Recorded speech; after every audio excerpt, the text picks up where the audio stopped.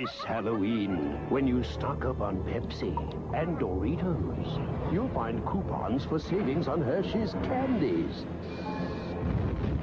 It's the perfect recipe for a... Wicked! Here's something to howl about. This week at Florida Supermarkets, specially marked Pepsi-Cola 2 liters are just 89 cents. A ghost! Only a Fruity Pebbles can set my spirit free! My Fruity Pebbles? Okay. Frighteningly fruity flavors! Thanks, Fred. Barney! Boo. Yeah! Bon appetit! Post Fruity Pebbles cereal, part of this complete breakfast. Now it's time for the Pizza Head Show. Hey everybody, I'm done trick-or-treating and now I'm gonna go for a stuffed crust pizza at Pizza Hut. Yay! Not yet, Pizza Head. There's one more place to go. I don't think anyone's home. Sure there is. Whoa, trick-or-treat! Interesting hieroglyphics on this pizza. Quick, Pizza Head, let's go upstairs. Hey, who is here anyway? It's your host, Count Steve. Oh, nice place, you got it. I wanna go to Pizza Hut now! The Count will be happy to give you a lift. Oh, hey, put me down! Put me down! See you next time. Count Micro Machine Man here. I live for the night, so I carry my own light. Micro lights. Touch them like slow, they really glow, but that's not all. Try these amazing Micro Machines lights to sound vehicles. They come with a mighty mini building, have a real glowing emergency lights and make 2 sounds. Check out these super micro lights with lights that glow and passengers to go. Where do you play with this light and sound show? The Combat City playset. There's a happening heliport, military lift, pivoting gun turret, and fantastic firing rocket. But look out, in case of a real emergency. Get the Emergency City playset. There's the fabulous White House, ambulance station, rear ramp, and helipad. Micro lights, lighted sound vehicles, super micro lights, and playsets, each sold separately from Galoob. Remember, if it doesn't say Micro Machines, it's not the real thing!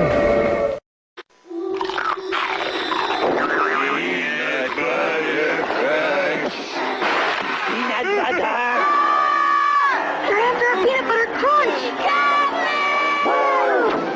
Horrifying, isn't it?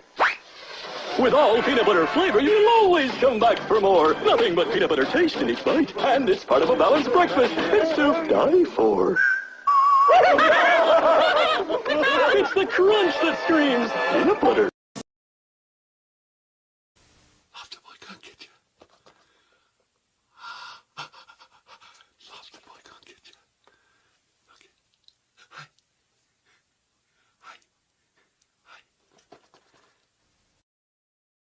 Here's that rainy day they told me about, and I laughed at the thought. Living in America. Do you have a tail, or is that your hair in the back? あ、ほら髪の毛と下に尻尾があります。Hair and a tail. Wow. The best of both worlds. Thank you! 私の髪の毛と尻尾はとっても自慢の髪の毛と尻尾なんです。ありがとうございます。 Yeah, it really such a unique little character. It's mesmerizing. So anyway, I forgot the question. Living in America. There's nothing wrong. No, I'm not. Yeah, I don't love. I don't love. Alone from night to night, you find me. Concerned about that? No, Dankeschön. I'm concerned because there's nothing wrong. And what are you going to say to your fans when they ask you some... I'm going to say I feel good. Papa's got a brand new bag. It's a man's world. What you're going to be doing on this tour? Jam. Source, there you are. And we'll be doing a lot of good things, and hopefully we'll get Brother Ted Turner on the cover. Ted, where you at? Hasta luego. こんにちは。ボンバットファミリーと私たちのライブ放送へようこそ。私たちはあなたの視聴とリスニングの喜びのための素晴らしいショーを持っています。今あなたのホストスコッティ・ジェイロとジェリー・ケーブルにステイ・ボンバードを楽しんで覚えておいてください。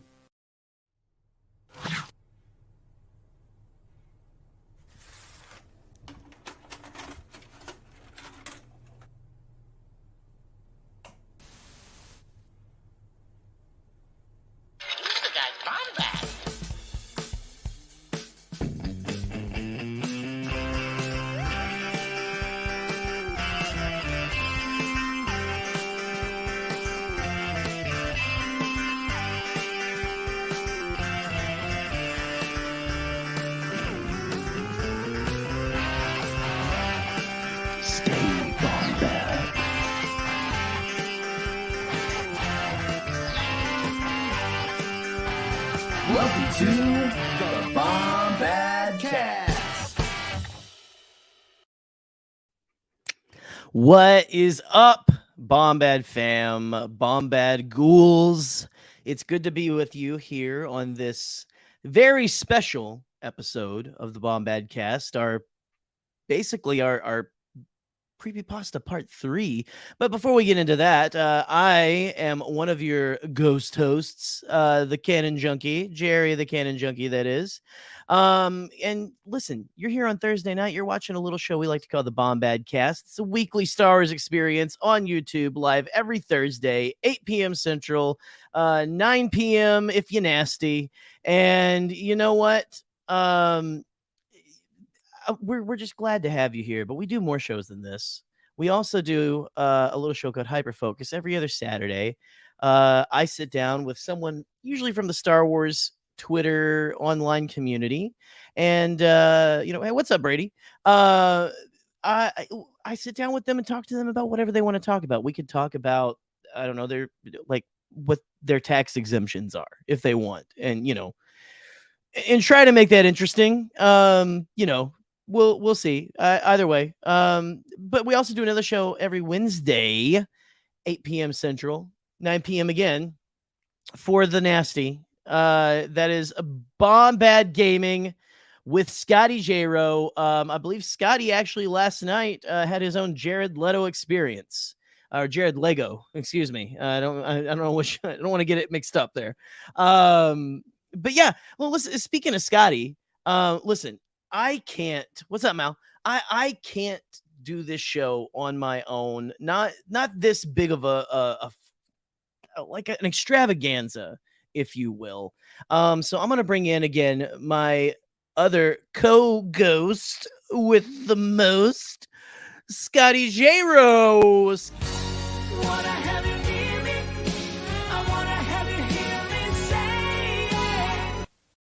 Shout out to the chat. I'm glad to have all of you here. We got Mal. We got Steve. Woo! We got Boob. We got Maligan. We got Podcast of the Pills, baby. We've got Rick. Popping them. We got Brady. Hey, sisters. They've been wanting me to say that. I don't know why. I guess I'm James Charles now. That being said, super happy to be here. My cousin Troy's here. Whoever this is. Losers, Brian, it's all kinds of great things here. I'm very happy to say that excited to be here, G. It's gonna be a good night. One of my favorite streams of all time. Like truly, this is one of my favorite things to do. And I want to pass over to our friend Popeye. Can I pass over to Popeye? Can I give it a Popeye? Okay. I want to say my favorite James Brown quote too. Hello, bit of money, so the Lord did me good. Got all kind of shit. Got the glow sticks. I got the gotcha bag. Got the Hawaiian punch. Man, everybody won't holler at Pop what you need. I got it. If I ain't got it, I can find it. You understand? I'm selling glow sticks. Glow sticks that go with the yeah. You know what I'm saying? That's for my boy William. Listen. Oh yeah, that's cool. Listen. I have to ask though, real quick, before we bring our guests in for this special stream. Like with Bombad Gaming this past week after our Andor premiere or preview. It's nice to really see and refreshing to see, you and Katie, when you're at least have an open relationship when it comes to the metaverse, an open relationship on the metaverse. Because it seemed like you had a little rendezvous in a get out of here. They've showed themselves. This is new development. This is new. They've attacked the stream. Oh, I'm about to go do some research. Someone look up William. Do your dirty research. Find George Binks. Go find the YouTube panel. We'll get the email. This is the closest we've gotten. To whatever Illuminati meeting room Scotty was in the metaverse and see if they have like any idea. Okay. He's streaming here. You can't do that. You can't do that. You can't do that here. You can't do that here. Oh, Hi, Katie. Yes, I don't like to. Listen. What's a man Gerry. walking into a digital bar? Gerry! Katie said What's wrong with a man walking into a digital bar and kissing a digital patron in that bar digitally and then having them grab their non-existent dick, and it's fine. It's all fine. We're adults here. It's consensual. It's digital. Digital Love by Daft Punk. Digital. All right, so that being said, Metaverse. We need to bring in our two as you would call them, queens into this stream. So let's bring them in with another clip. This is their vibe. Here is their vibe. Hey, Foxy Lady, today's your birthday. Keep being Foxy, keep the sprinkles at bay. Foxy Lady! Foxy Lady! Foxy Lady! What a lady! Foxy Lady! Foxy Lady! Foxy Lady! Foxy Lady! Hey, what is up, gentlemen? Good to have you here. I need to say up top. It is a vibe.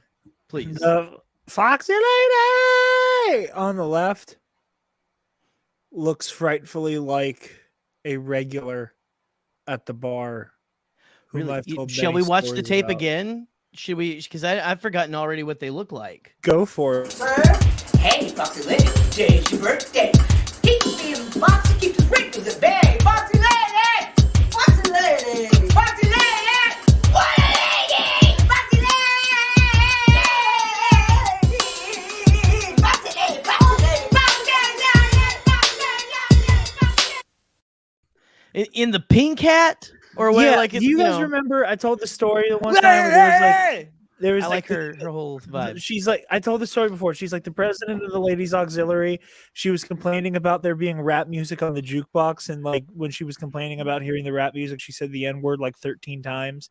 And no! And then like put her cigarette out on the bar. Sounds like a Foxy Lady, if you ask me. She looks exactly like her. The resemblance is uncanny. Sounds like one of the three, wow. they were sitting on the bench in Andor. Actually, at the beach, Definitely. she's one of them. That's what those actually. That's who those are based women. off of. Yeah. Well, look, gentlemen, glad to have y'all here. Welcome. This is a tradition here in the Bombadcast. We've been doing this now for 3 years, starting in the BTBD era, but it's only bled into this, and we've always had some good submissions.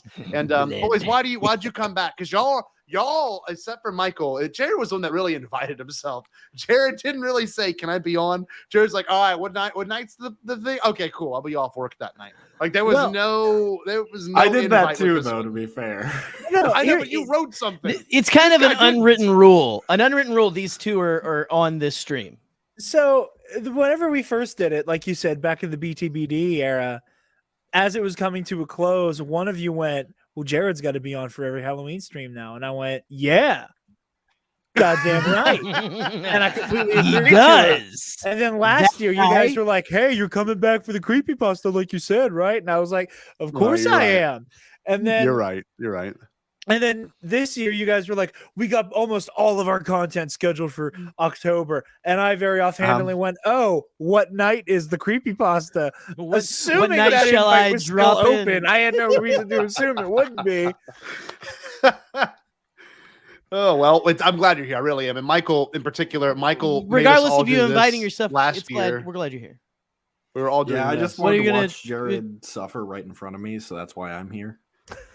Good. That makes sense. We got that's that. I like that too. I that's why I trivia matched him and beat him. I just like being here with you, Listen, Foxy Ladies. if you're going to talk about it, Scotty, let's see if you're confident enough to get back in the ring with me. Won't happen. It's Halloween, guys, so Scotty's allowed to be scared. It's okay. Yeah, it's fine. Okay.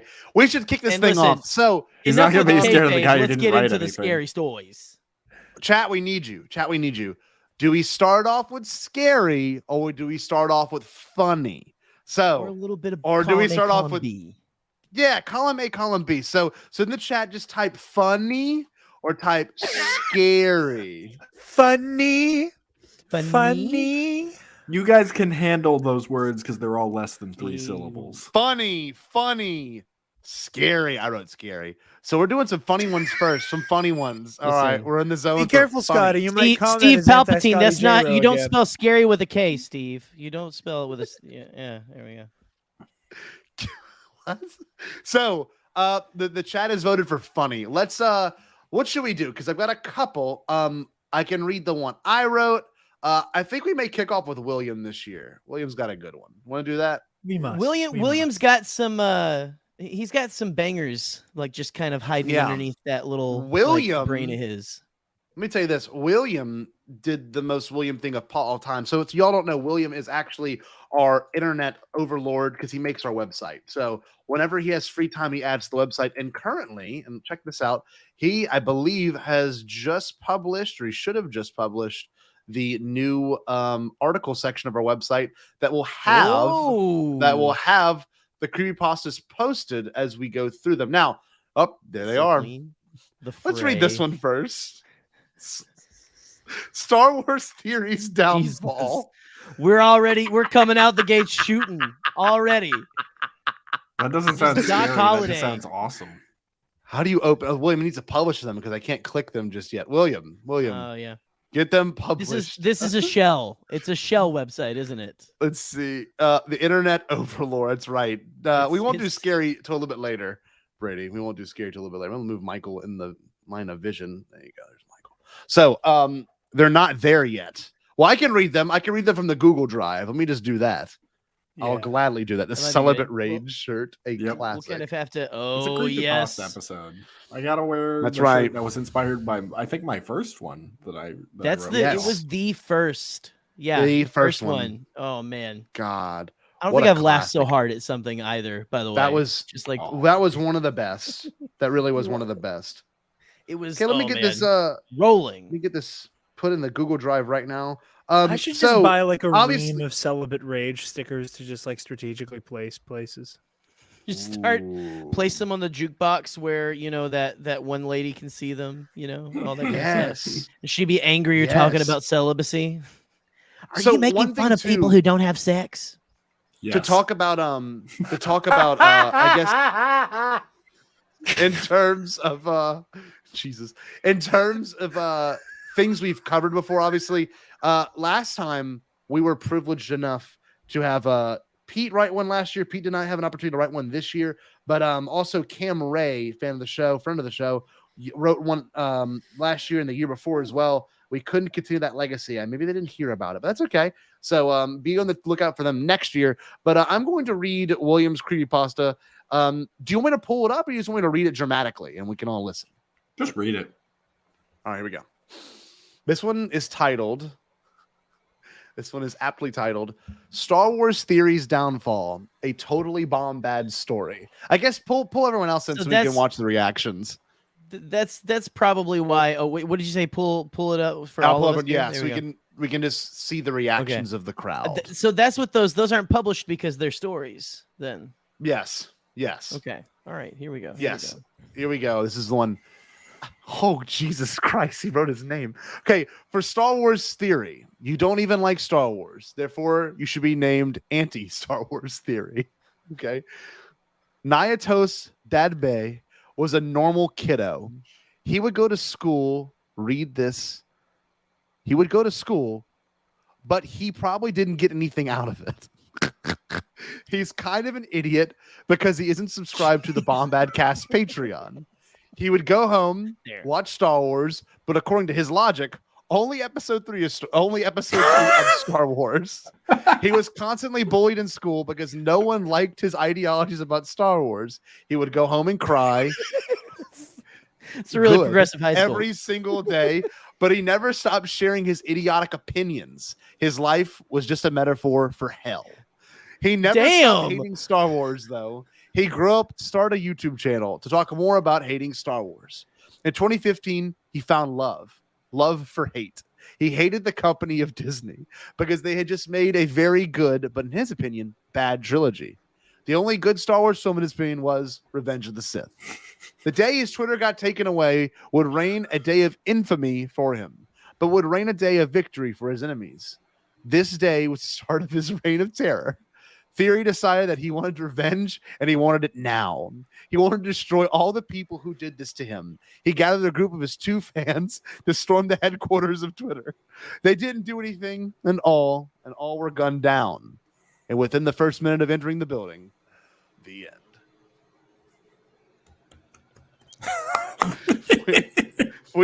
there was a January 7th like event in Twitter. I could not believe that. That was so on point with its psychoanalysis of Star Wars theory and his hyperfixation on Revenge of the Sith.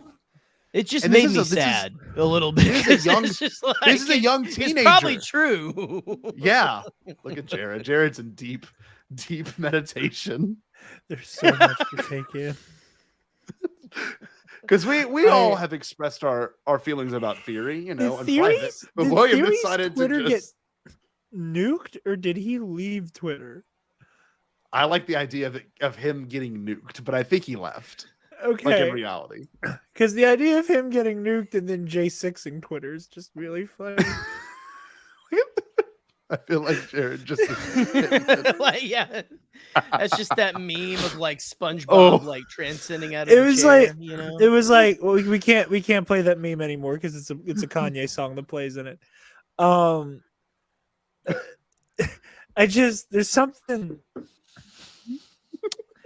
You know that John Mulaney joke where he's like 13-year-olds can be mean to you on like a really personal level, even though they don't know you. William just bodied this man. I felt uncomfortable because I was like, this is so just like absolutely William's cutting just remarks. like, this deeply stupid man doesn't understand Star Wars. Like, it's different. William was like, first we attack his heart. Yeah, honestly, it was just that's amazing. That was just a child bullying a grown man, and happy Deservedly Halloween. so. Yeah. Oh God, that's he funny. put his actual name in there, right? Yes. Is what you Yes, said? that was his name. That was his name. Yeah, we're not going to say the name, right? No, I did. That was his name. Did you say the name? Oh, I thought you scrambled. Yeah, I'll say it again. Nietos Dadbe. I got a little distracted blocking the anti-Scotty J-Ro. What did they say? I didn't even see what they said. Scary bad content, blah blah blah. So I just was like, nah, not gonna. I don't want to put up with this bit tonight. Not on Creepypasta tonight. I nuked it from orbit. I nuked it from orbit. I was not paying attention to the very end of that. So, boom! You got your admin. You got admin, son. All right, or daughter, whatever. They get the mods. I don't know who you are. You need to clip that. You need to clip. Get the mods. I have to find it. Get the mods. Get the mods. Anyway, that was a good one, William. I like that. In the tradition of creepypastas, I want to read another one before we go back to William. So I got one submitted by a student of mine as well under the name, I think the alias Mako-chan. I don't know if they want me saying their name on stream. So let me read this one to you. The title is incredible. The title is called The Greed of Warwick Davis. So let's hear it. Wow. We're going after real people in this, which is a very different tone than what we've done before. We are going to get say goodbye to being on the list of people. Creepypasta 3. We're all canceled. Yeah. We're not on Santa's good list anymore after this episode. He's live streaming on the casino. He's like, is he live streaming? This is a metaverse. This is a metaverse speakeasy, sir. Okay, here we go. The Greed of Warwick Davis, written by Mako-chan. Warwick Davis slouched in his chair and turned on the TV. He opened his bag of Doritos and almost fell asleep until a certain commercial caught his attention. He recognized a little furry toy being shown to the audience as an Ewok, more specifically, Wicket. Warwick watched the commercial, shocked, and thought back to that sorrowful day. Warwick Davis? Asked the director. Yes, that's me, exclaimed 11-year-old Warwick Davis. You are auditioning for the role of young Anakin, correct? Asked the director with his eyes half closed. You can just tell he wanted to take a nap. Yes, sir. Well, then the stage is yours. Warwick closed his eyes. All of a sudden, a feeling of rush of adrenaline through his veins, and began with the audition right before the director interrupted him. I'm sorry, Davis. It's just your voice is way too high pitched for this role, and your accent is, well, weird. stated the director. Maybe you can try for a different role like Wicket? Without knowing who Wicket was, Ulrich agreed, eager to get a role. Feeling scammed, President Ulrich started to tear up as he watched the commercial. All he wanted was a talking role, a role where he could be recognized. Ulrich filled with rage, but he was about to fall asleep anyway, so he slowly closed his eyes and dreamed deeply. Ulrich woke up due to a strange ring in his ears. He wailed in pain as he got up and walked to the bathroom. He turned on the lights, and he noticed something hairy growing on his toe, and that he seemed to be unusually tall. Maybe it was just his imagination, or maybe it was reality. He kept trying to rub his eyes, hoping it was his mind playing tricks on him, but it was real. He reached down and felt his toe, but when he touched the hair, it grew on his legs too. Warwick yelped in fear. "What is this?"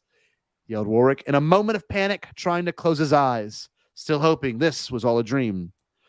Soon, Warwick slowly looked in the mirror again, knowing well enough this was no dream. He looked at himself once more and noticed something worse. Both his eyeballs had turned black. How was he supposed to go to the grocery store to make his Jimmy Dean breakfast sandwiches? Warwick took a deep breath in and out, but it didn't help. In complete shock, Warwick's height flew up so high, he would be eye level with the Burj Khalifa, the tallest building in the world. Soon, crowds of newscasters and people who were interested in this gathered around. Police sirens screamed. Scientists gathered around the big, now fully hairy creature that resembled an Ewok, but over 3,000 times taller. Oohs and ahs were heard from the crowd, along with children screaming and babies crying. Warwick looked at himself, ashamed of what he had become because of his greed. He submitted his body to the science lab. To this day, Subject 8107 hasn't escaped. But when will his greed and anger get to him again? Ooh. That was pretty. That's like a Godzilla-esque. Like, that was wild. That was first of all, that was very funny. But second of all, like, it's actually genuinely from a writing perspective, that was some actually like pretty effective like body horror. Like, I agree. Yeah. Yes. Yeah. We Wow. went from, hey guys, Star Wars Theory is a dummy, to y'all want to watch an episode of Twilight Zone? Yeah. It's like a Goosebumps episode. Yeah. Oh, it's amazing. Oh, that's great. Was in Goosebumps. What I like about it, though, is it's so specific to Warwick Davis, because if anyone knows anything about Warwick Davis, especially us fans, that really do like him, I'm glad we got a new fan here. I didn't. Yeah, they like to comment. Yeah. So it's one of those things like where Warwick Davis, and he's actually the kind that would make fun of himself, which is pretty awesome. But also, I wouldn't be surprised if like he secretly submitted this. He kind of has that weird like he gets it kind of thing. But Warwick Davis is anti-Scotty J-Ro. Oh, maybe. We'll never know now. Now that's a Star Wars theory. That's amazing. Jay, what do you think of it? Forget about it. What'd you think of it, Jim? What'd you think of it? I was honestly a loss for words with like the body horror. I didn't know the black eyes got me a little bit, there. Just like that was a little more. That's a little different. That's a little different from only in the special edition. So wait, I didn't show you this. They also submitted an image to go along with this. Hold on. Oh goodness. Check this out. This is pretty good. Oh my. Here we go. You ready? Oh, Lord. That's good. That's good stuff, isn't it? That is very apt for a creepypasta. See, I thought it would be what's it called? Is it called Bloody Mary? What is it? No, that's what you like, Jared. What's it called when you spin in the mirror? And the devil woman lady, the Satan Mary comes up. What's that called? It is Bloody Mary. That is Bloody Mary. Okay. And you can also go to sundaysbloodymary.com/shop. You go to the app and check out. You get 10% off your order, and you help out your favorite nerds while you do it. Candyman, Candyman, Beetlejuice. Oh, Bombad. Bloody Mary. Bombad. I wonder who shows up then. Paul Stanley jumps across my Yeah, head. it's Paul Stanley. Hey, people! Wait, Scotty, what was that? Oh no! Oh shit! Listen, you had to say it. Why would you let him in? You opened the gate. Scotty, is this why he showed up at Celebration? Did you say his God, name yeah, I 3 guess times? someone said his name 3 times. Hopefully, he doesn't show up next week. And then left shit stains. What's in the next toilet. week? Next week, I will be out of town. I'm also giving up Twitter. Scotty is leaving. He is leaving. Yeah, I'm gonna never come back. So, yeah. I hate that you're teasing me right now because you said that and I wanted to play the clip of Alex Jones I have. And then I realized it's Maybe not I'll my just walk song. out of here tomorrow. Maybe I'll just walk out of Never see tomorrow me again. Never see me again. That's really what I want to do. Well, do you gentlemen want to continue? Because we got a great story from Michael to end with today, and it's about 30 minutes. So Yeah. it's going to be a detailed listen. So, God, the only way this is going to work, though, is because we're all part of a group chat, right? I need all of us right now to tell them to come and join, okay? Because I wrote a Goon Squad centric story. I'm not kidding. I spent about 2 days writing it. It's about 3 pages. But most importantly, y'all need to get Eli in here because it has a lot to do with our boy Eli. Oh, no. Now, Gerry, I'm going to text you something in the private chat because I can't say this phrase without my students clipping it. So I need you to say a line in here, and I will send it to you right now. Is this like when you had me do this is Grim from the beginning? Yes. That was last year. That was last year's That was last Creepypasta, year. yeah. Okay, so and you will know the exact moment that this line must be said. So if you saw in the private chat, you'll understand why it's there. But it's also kind of a 4D experience. I've got some audios. You're gonna tell me because what the hell have you created? This is a good one. This is gonna make all of you laugh. No, all of you are gonna love this. Scared. But I know Alden's doing a live stream right now, but I need to make sure if there's any way we can get Eli in here. I need Eli. Like that is a need. All you got to do is say his name 5 times and you know have some. Ochi. Ochi. But anyone that's just tuning in, Kindle, we're actually doing our Star Wars Creepypasta. It's a tradition every year where we read stories submitted by friends and fans of the Bombadcast. But we're waiting on a few people to join us in the live chat because this is very important. Okay, I texted the StreamYard link to Eli. Perfect. Oh, he wants to come live? Oh my God. Now that would be amazing. I didn't even mean just that. I meant like in the sense like just make sure he tunes in. But I thought you wanted everybody in here. No. No, that's fine. That's fine. We're about to go off the rails. It's my Goon Squad. Do we want to maybe Lizzie read 3 times? one of the Brian other Barry ones while appears we... to sync your live stream. You know what? That's fair, Michael. We'll do that. I'll read one of Williams' other submissions. I wasn't gonna make a glizzy joke. Let's just I want the record to show. Let's just sit here. Let's sit here until they get here. No, we're gonna sit here with radio silence until they get here. No. I'll read Williams. I'll read Williams. Ready? No. So this is Williams. I love Jerry's completely against it. We're doing this. This is the bit now. We just sit here in silence and see how many people leave. Okay, read Williams. Read Williams. All right, this is the William. This is the image he selected for this is pretty good too. Yeah, Jared's a wonderful person. Let me see. Hold on, staybombad.com. While we're sitting here, actually, oh yes. Oh no. Oh yes. Ah! Y'all What's going on, everybody? Oh shit! It's that boy. What up? I love Eli. Eli, hello. Eli, I want to read you a creepypasta. You're involved. Pretty much everyone on the screen is involved. It's It's pretty amazing. You're Wait, gonna love before it. you do that, let me explain what just happened, okay? I literally just got back to my room, and I see Jared text me, get in here stat in the StreamYard. I did not know if we were live or not. So I literally just what the hell is going on? We're live.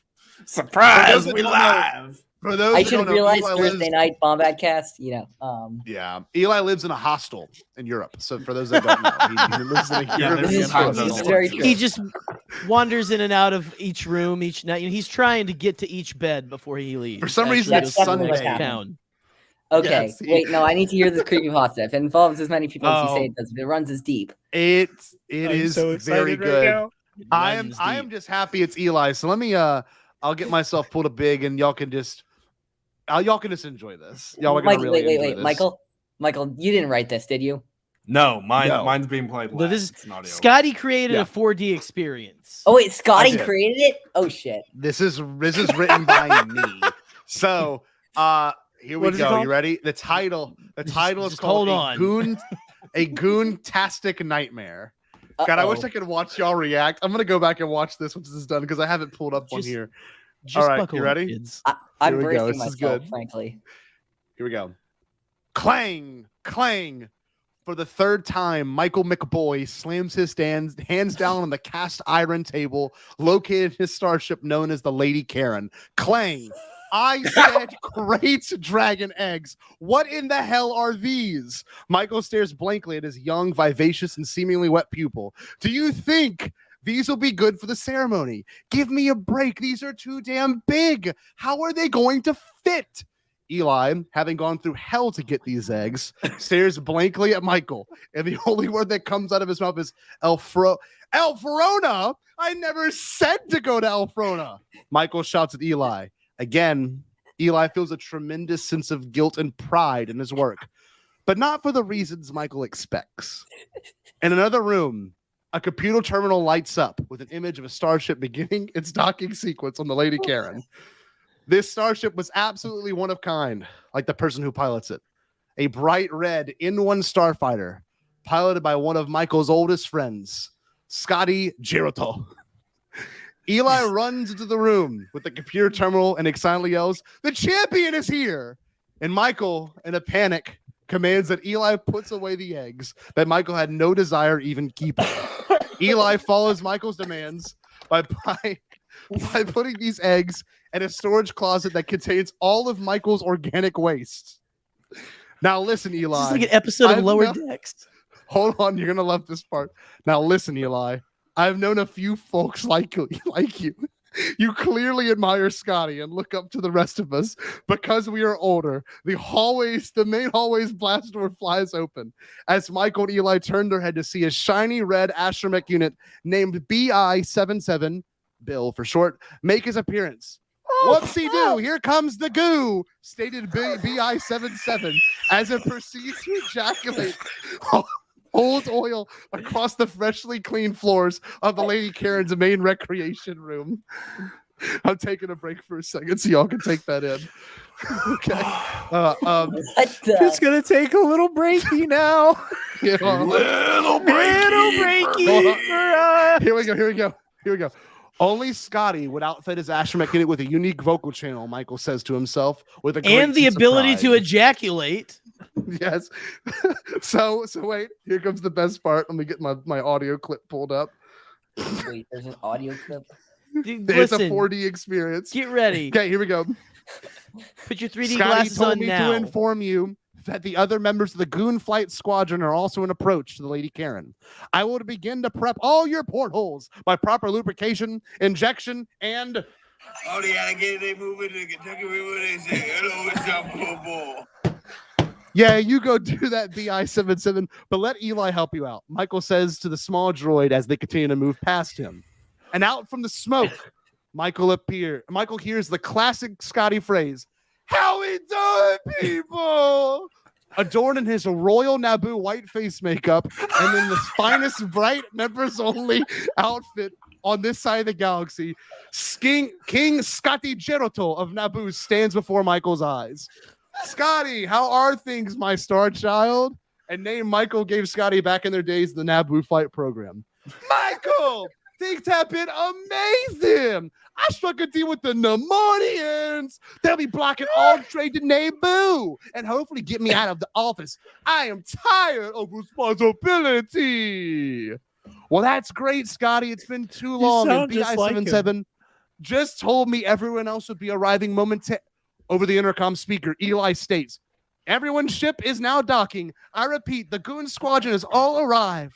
Once Eli's voice finished, Scotty commented on the bizarre crackling noise coming from the organic waste closet. A few moments pass, and Michael begins to set up the main performance area in somewhat of a hurry. Scotty slowly walks up and checks the closet to find 3 large black eggshells remain. But he thinks nothing of it because he's aware that McBoy's deep fascination with the concept of humans laying eggs, and maybe this was part of the experience.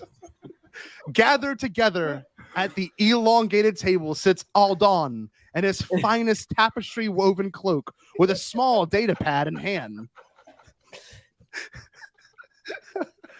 Jared, the Jedi, with his apprentice, Jared the Jedi with his apprentice Padawan Pong Krell, Orcon and Abyssin with his mystical singular all-seeing eye, BI77 fixated and chirping about his goo that lay waste on the floor. Trey, the finest collector of herbs and spice on this side of Niamos, Geraldo, a scholar in the galactic history and space erotica, the king of Naboo himself, Scotty Geroto, and the head of the table is the playwright and poet Michael McBoy. Dinner has been served, consumed, and discussed. The Goon Squadron looks back on their deep past and digital victories in the HoloNet-based application known as Twanker until a sudden noise pierced the ears of the dinner party directly above their heads. Here's where it gets good. I say, what in the dickens was that dreadful noise? Asked Geraldo. I concur, Geraldo. Captain McBoy, can you sing your adopted child to investigate the sound? Mentioned Alden. Eli isn't my kid, but I'll send him up there to check on it, Michael stated. Orcon stares blankly at the area where the noise came from, waiting for a possible attack. Trey fell asleep, and BI77 fascinated about the possibility of slowly kissing Trey's sleeping body. Padawan Pong Krell is on high alert, but his master has his hand on the blade. Now, Jerry, get ready for your line. All of a sudden, an eavesdropping Eli falls through the ceiling, and without the thought, Jared slices Eli clean in half and screams, "That motherfucker deserved or asked for it."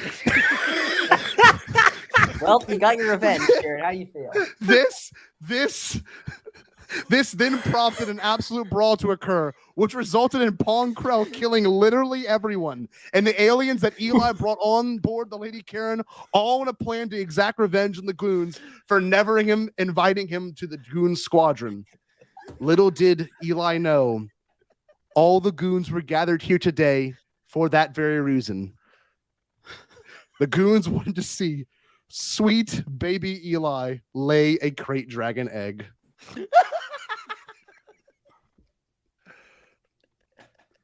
What? There are no words.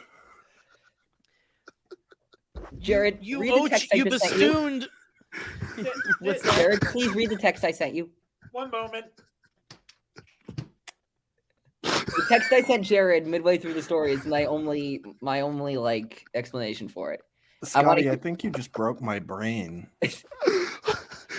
There was so much world building. Why was there so much world building? That was Scotty's attempt to write something as long as something I would write for one. Yeah. Oh, it's 3 pages. It's 3 pages. Like a new Silmarillion to like. Oh, no. No, here we go. While we got the crown, while we have the crown, Jared, what's going on? It's actually frozen closed at the moment. I was trying to do a bit where I'm like, I need a shot, and then it's frozen closed on me. Oh, yeah, I gotta read you. Jared, read my text to you. This is my only reaction to it. Me, 1 minute in, there are 7 levels to this. Me, 5 minutes in, there are 7,000 levels to this. Me, 10 minutes in, there are 700,000 levels to this. Oh man. First of all, I don't like your implication that I'd be capable of trading someone like Pancro. I just love that. I just love there was such subtleties when I wrote this. I'm like, oh my What god, era? I can finally. What era does this take place in? This is like, God, I guess this is like a little bit before TPM. So I was don't gonna know. say because they were blockading Naboo. Yeah, they're blocking was Naboo. alive. And Are I we was the really gonna try to figure out the canonicity of that acid trip? Yes. Did you hear the world building that went into that shit? Did you hear that was George Lucas level world building? Oh no, Orcon. Did you hear my story? Greetings, Orcon. I literally Great have no eye. idea what's happening. I just joined.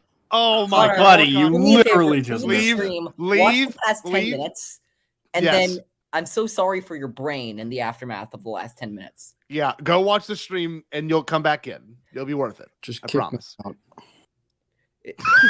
Actually, that's my favorite thing. And that was the cameo from That's my Connor. favorite little thing that he put in there is Orcon is an abyssin because Yes, they did have you one like eye. that? Did you like that? That was good.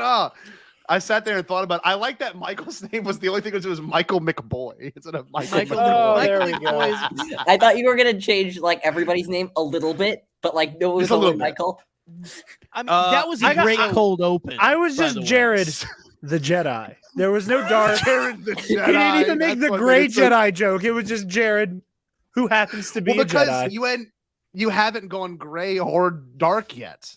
See, it's a prequel. That happens It's a after you prequel. train Also, Paul I McCrell. was- Yet wondering there's what- so much history to this squad already. there There's so is. much world building. There is yeah. Like actually, speaking of Connor, universe. once he gets back here, this is gonna be like a gold mine to him. There's so much Bombad lore in this. There really is. He's right. I mean, you're 100% right, Eli. God, that was a fun one. I was laughing. This is the worst part. I was like, my kids were doing an assignment today. And I was like laughing at my desk typing this out. Oh man, Oh, where's go up to the beginning again? There's a great moment from the Which beginning. one? That's freaking. Where is it? Oh yeah, it's nice job with Elfrona. Nice job with that. That was a good one. I also Jeez. Oh, these were good. I love that I pilot a red N1 starfighter, but I also like that Michael's obsessed with eggs for some reason. I wonder why. Well, it's because Connor got on that big thing about cooking eggs like a month ago, and so I always make fun of it. That's the other thing I was interested in. I was wondering if another piece of Star Wars con. I wondered if somebody was going to start eating the eggs. Like as soon as I heard eggs, I'm like, uh-oh. Well, that's where These are all of not this is gonna be- leading to ultimately. I mean, come on. You got to Pretty read the much. Maybe if Gruge was here, he would eat some of the eggs. Maybe. Yeah. What I'm excited for is next year. Oh my We're gonna- god! What? Oh, Oh, look, no, Gruge. Devil and Gruge has Shell made and his Gruge. appearance again, and he's got Gruge. Are you actually? I know you're like 50 years old, like standard years and stuff, but you're still technically a child. Are you really supposed to be drinking that Kentucky Gentleman right there? Can someone explain drinking Gruge to me? I milk? think I missed this bit. no. Yeah, me too. Well, but that's What good, the Gruge. fuck was Gruge. that? That's Gruge. That's nightmare fuel. That's Gruge. Turn it off. Turn it off. What am I watching? Turn it off. Turn it off, or I get Cookie Cop out. Turn it off, or I'm bringing Cookie Cop. Cookie Cop can't save Stop. you now. He doesn't like when you say to turn him off. He's crying. You made him cry. You made Gruge cry. Damn it, Jerry, Thank- you ruined Wow, what a jerk! Come on, Come on, What a man. jerk! Jeez, I'm gonna get Gruge out of here. Gruge, thanks for stopping by. Thanks for stopping by, yeah, Gruge. missed- Thank you. missed Enjoy your something Kentucky pretty Gentleman with Annabelle. You know. big. Well, we have another one, Jerry. I would love if you could read this one. It's in the Google Drive, and it's going to be Brian. No, actually, wait. Let's see You what say we Jared should or Jerry?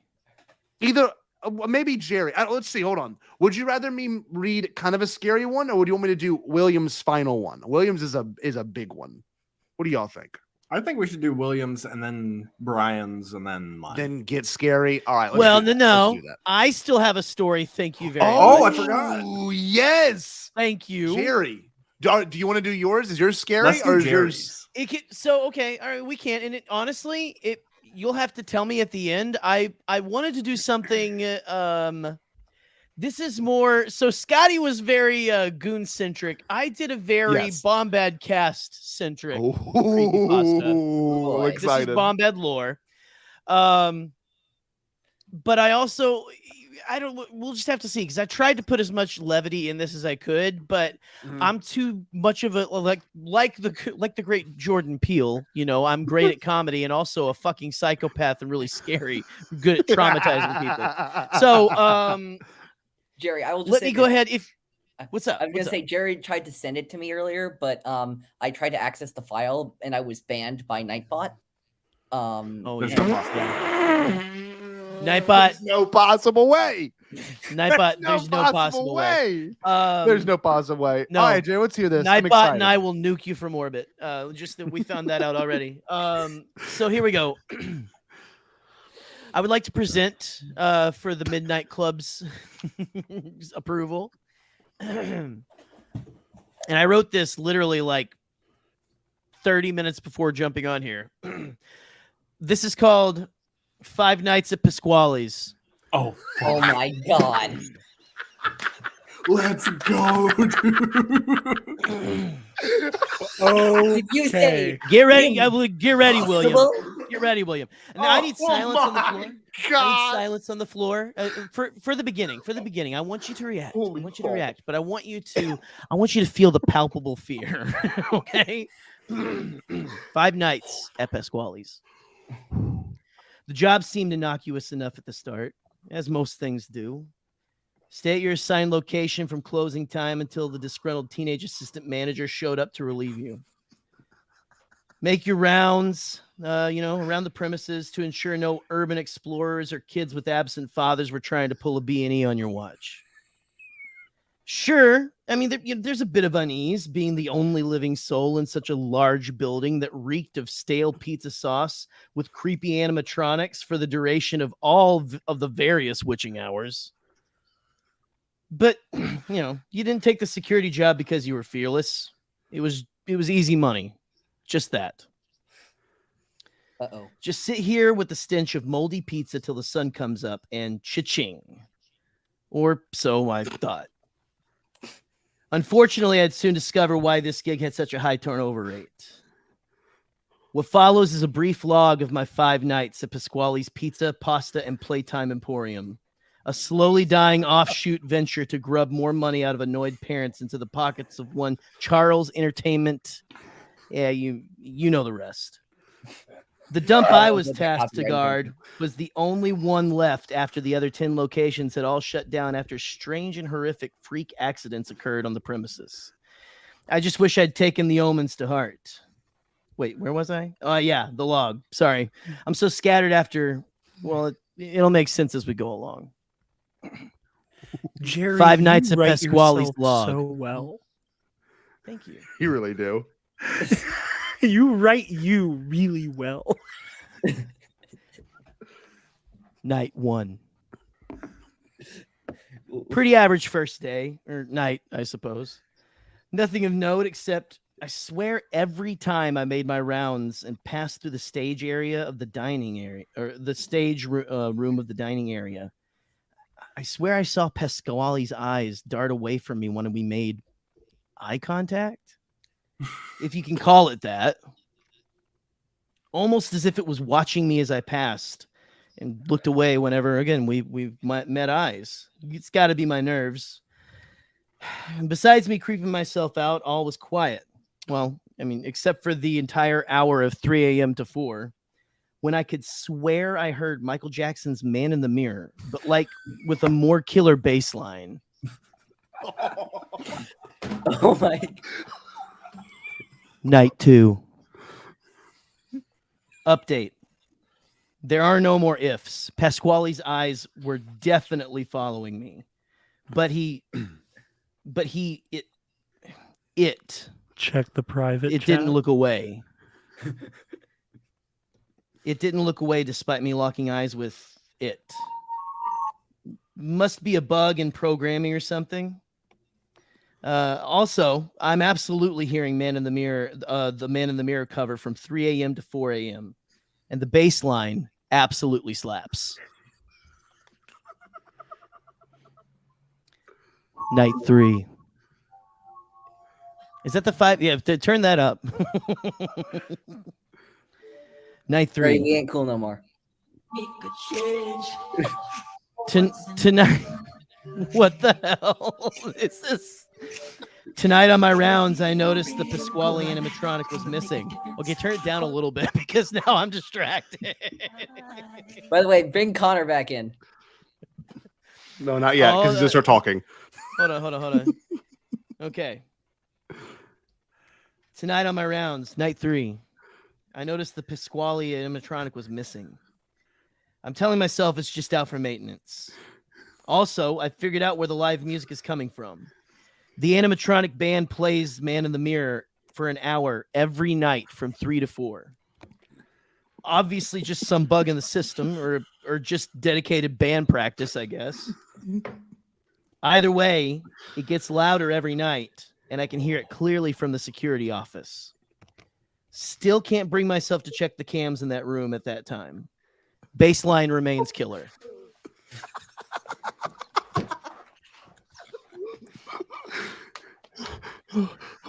Night 4. Shit. I'm not going on any more rounds. Whoever can break in and whoever wants can break in and steal all the tokens from the arcade as far as I care, but I'm not leaving the office. Not after my first round of the night. One will have to be enough. Simply because at the end of said round, as I was re-entering the office, I took one last chance glance down the long, dark corridor that led back to the family fun zone, and in the dim light of the Deal or No Deal arcade game, I saw a figure. No details, only shadow. What looked like a man, only cartoonishly chonkier, with an absurdly large handlebar mustache jutting from each side of its meteor-sized head, wearing what appeared to be a chef's hat. Oh, no. Who was this mystery chungus? I just added that part. Sorry. That's an after edit. That's a big We fucking needed a little levity. chungus. You're about to make And even a though I couldn't see change. the eyes, I knew it was watching me. He was watching me. Also, the 3 to 4 jam session was the loudest I've heard yet. The bass line still rocks my shit.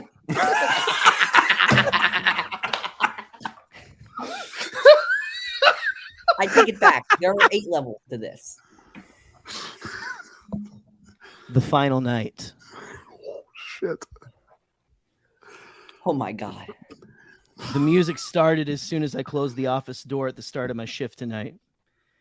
As soon as the last employee left, in fact, like it knew that I was the only person there, it never stopped. It grew louder and louder each passing moment until I finally cracked and checked the cam feed. They were staring into the camera. Ah! The band Pasquale, and they weren't alone. They had an audience. In the dining area where the families with screaming toddlers eat cheap risotto stood hundreds of robed figures, each in a red robe with an embroidered black mustache on the back across the shoulders. What the shit, dude? They were all chanting. I changed my tune. I changed my tune.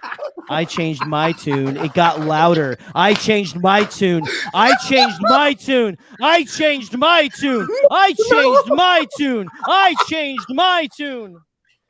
Until it became a roar. I changed my tune. I changed my tune. Holy shit. I exited out of the security office window and never looked back. I will never be able to wipe what I've seen from my mind. It's impossible to get Man in the Mirror out of my head. I hum it all day, every day, mindlessly. That bass line, though. I think this is a more accurate time to say, Jerry, we ain't The cool. end? Oh, make a So- change. So wow. Was that funny yet horrifying? Jerry, Yes. I was so genuinely impressed with that because not only was it genuinely funny and like written in such a like you have like a very casual way of speaking, and that very much comes through with your writing. Like it feels very natural. Thank you. And what I really loved about that was how it played on real creepypasta tropes. Like every like one of them in like a generic story like this, you hit on and parodied perfectly. I that was thoroughly good. enjoyed this. Thank That you. That was amazing. I think I had Jared's number there at the end, like with You did. the dude with them fucking looking at the camera. Man, I had to walk out to my car. I actually creeped myself out walking out to my car to get my lotion for my hands. Did you really? Writing this shit? Yeah, I was like, ooh, I have problems. I was definitely, my thing was I wasn't sure exactly when like. My brain was just constantly fluctuating between laughing and crying. Like I didn't know exactly which to do it at either moment, so I kind of just didn't. Yeah, damn. That's God, what that I was want to do. good. I want to confuse the hell out of you, and also It was scare and genuinely delight. really solid horror comedy. Like Yeah, it was. Hey! It really was. I really you, need to everyone. commend I also need to commend the Hereditary homage because I changed my tune, just felt very Hail Payman! I've never actually seen Hereditary, so that's great that I'm just picking up on the horror consciousness then. God, that was good. I just It love literally culty felt stuff. like the end of Hereditary. It really did. Yeah.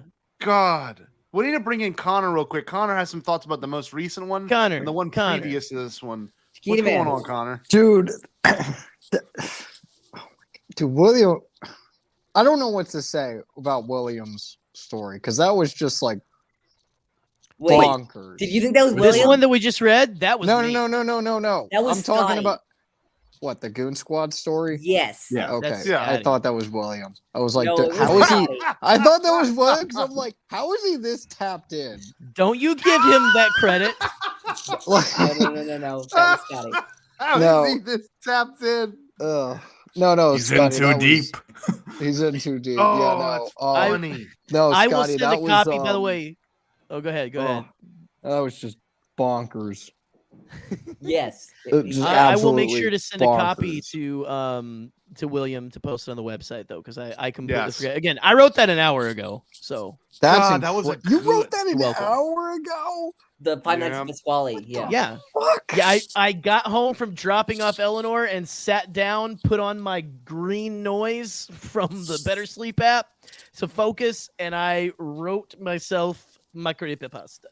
God, that was My- a good story, Jerry. I wish I could was. write one that fast, dude. That was well done. Mine Thank took you. like 2 days, but like an hour working on it. Like it probably took 2 hours, just like working on it for a minute and working on it for again. That's mine impressive took that you were 2 to churn months, that one out. dog. God, but that's the thing though, Michael. You write a lot. I Yeah, don't write you- often, and neither does Jerry, at least to my I- knowledge. I didn't know, and I God, that mean, was like good. I used to do a lot more, stuff like that. I used to write songs, and so I feel like I know I really appreciate the feedback because it's not something creative writing isn't something I do a lot. So I appreciate. Oh, you did it. guys. That Thank was you. amazing. That was Boom, great. Boom, boom. Damn. So Connor, I didn't ask you what you Yeah, I think had of to add the Goon one. Chongus thing. I had to add That Chongus. was Oh, the bonkers. Chongus thing was amazing. That was The Goon just one? Absolutely I meant to put it in and didn't. bonkers. So. Anyway, I'm glad you enjoyed it. I'm glad you enjoyed it. Well, God, Jerry, that was killer. That one's gonna sit with me for a while. I'm not gonna lie. That was very well done. No, I'll have to re-listen. I So think I everyone's think I gonna watch only- whenever we play the ending. Now everyone's gonna be a little more uneasy. I think They really are.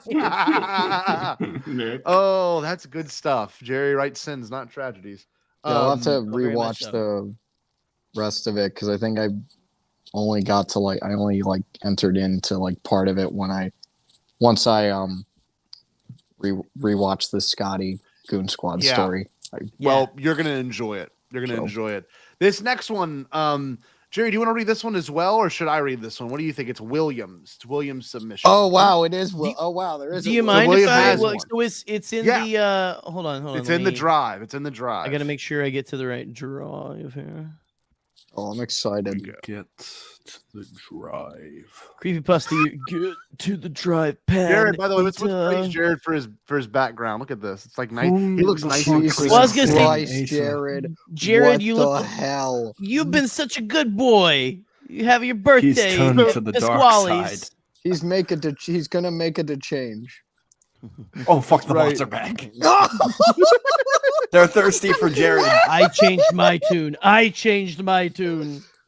God, that was good. Wait, so the Five Nights was the Five Nights at Freddy's thing. It should be the title's amazing. The title should be oh wait, I didn't. Two Star Wars theory ones. There's 2 Star Wars theories. Let me fix that. That was my fault. Brian, I need to just.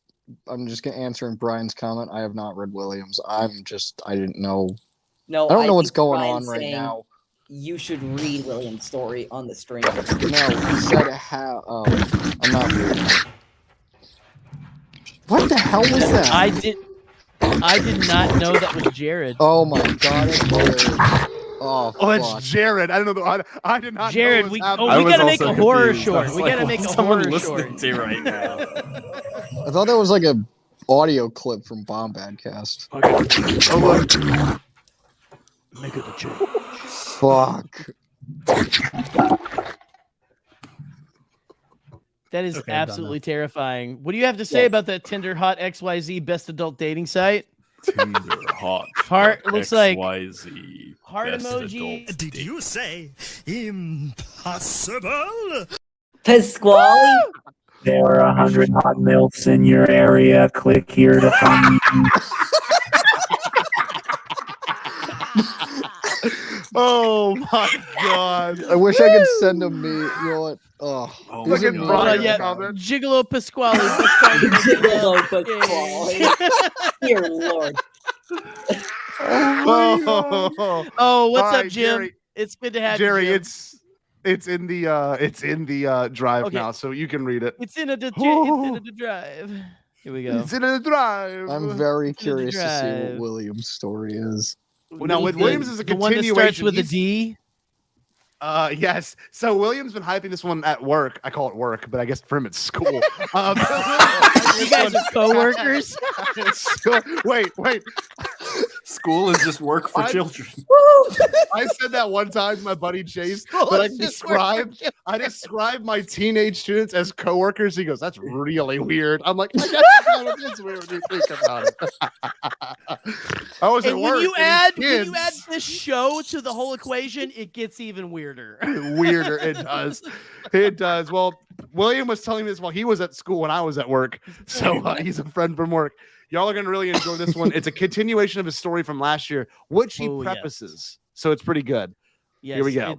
The title is very fantastic. Give me a second. I need to get a horror background. Here we go. Maybe I should I try to get your horror background going? Yes. Yeah. Let's pause Something for that's- Eli. No, what I can gotta be have scarier than your current background? Freaking every stream I need to be on has to have a different background. What's the title? Well, I'm glad it's a hold hostel on. this Should I time. do now, Connor? You've been on stream with me when I did the Grievous robot. Yes! For, Yes! my story. Please! Now I don't want to do that for this one, but should I try to do the Clone Wars opening voice like the Tom Kane kind of thing? Conflict on Umbara. Yes. Walking around the planet of Dave Filoni and the Tale of the Black-Eyed Mayonnaise, Episode 2, The Man in the Mirror, with all the ices, of course. Oh a my savior will save the people, not the casinos, by William Hardy. Dedications to those who have always stayed Bombad. Popeye, Drew Brees, Dave Filoni, Rick McCallum. Okay. Jesus. Earthquake Katrina Jr. That's a deep reference between William and I. And StayBombad.com, a subsidiary of Bombadcast. I added the last A subsidiary. Previously on Dave Filoni and the Tale of the Black-Eyed Mayonnaise. Dave Filoni brought home Burger King one night and would enjoy this meal in his living room for himself due to the fact that his wife, E. Ann, was away from their house. I love that he did that. I love, like, I know that's her actually, but like, it's funny, like, to just get, like, that's how he refers to her. E. Ann, this is my wife, E. Ann. Yeah. E. Period. Ann. That is definitely how he refers to his wife. Yes, 100%. Oh, absolutely. He heard a mysterious knock on his door. He didn't know what to do. He opened the door to find demons of darkness at his door. These demons took the form of mayonnaise.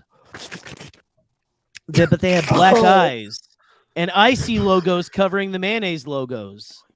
A mysterious man who took the role of their master appeared from the shadows of the night into the faint light of the streetlights. Dave saw this guy and recognized him from the Circle K gas station earlier in the day. The man seemed to be driving a beat-up van covered in the icy logo. Dave was taken by the shoulders of this man to the back of the icy van. Where, holy shit. The man formally introduced himself. Oh my God. Formally introduced himself as Eric Cotterman. What a reference. What a twist. Oh my God. This is getting real. He mentioned that it is his job to go around and act as if he were an icy Mormon and preach the way of the icy to everyone. Dave was interested in his ways and asked if he could go along with Eric on his adventure and turn to his icy ways. Eric said, okay, and opened the passenger door for Dave to chill in what Eric called the coldest van in town. Yeah, baby. Oh, God. Oh my God, this is amazing. Wow. This is amazing. Oh, I take it back. Jesus. There are 16 layers to this. Oh, hold on, I've got to. It's still going, isn't it? Oh, there's more. There is more. I've got to catch my breath. Okay, so he opened the passenger door for Dave to chill in what Eric called the coldest van in town, but is more formally known as the icy van. Oh, the places they would go. Their journey. Dave and Eric had an eventful start to their journey. The first thing that they decided to do is attend a football game of the LSU Tigers to mourn the loss of their beloved Coach O. They attended this game. They attended this game and decided to begin chanting "Go Tigers" in Coach O's accent. This may have been the pinnacle of the event their night, the pinnacle of event of their night, if it weren't for what happened after the game. After the game, they went to the parking lot to retrieve their van, but they had to make a pit stop at the same Circle K that Eric worked at. They needed to make this pit stop due to the fact that the icy van was running low on fuel. Jesus Christ, I can't see you guys. I'm reading this thing and then anyway.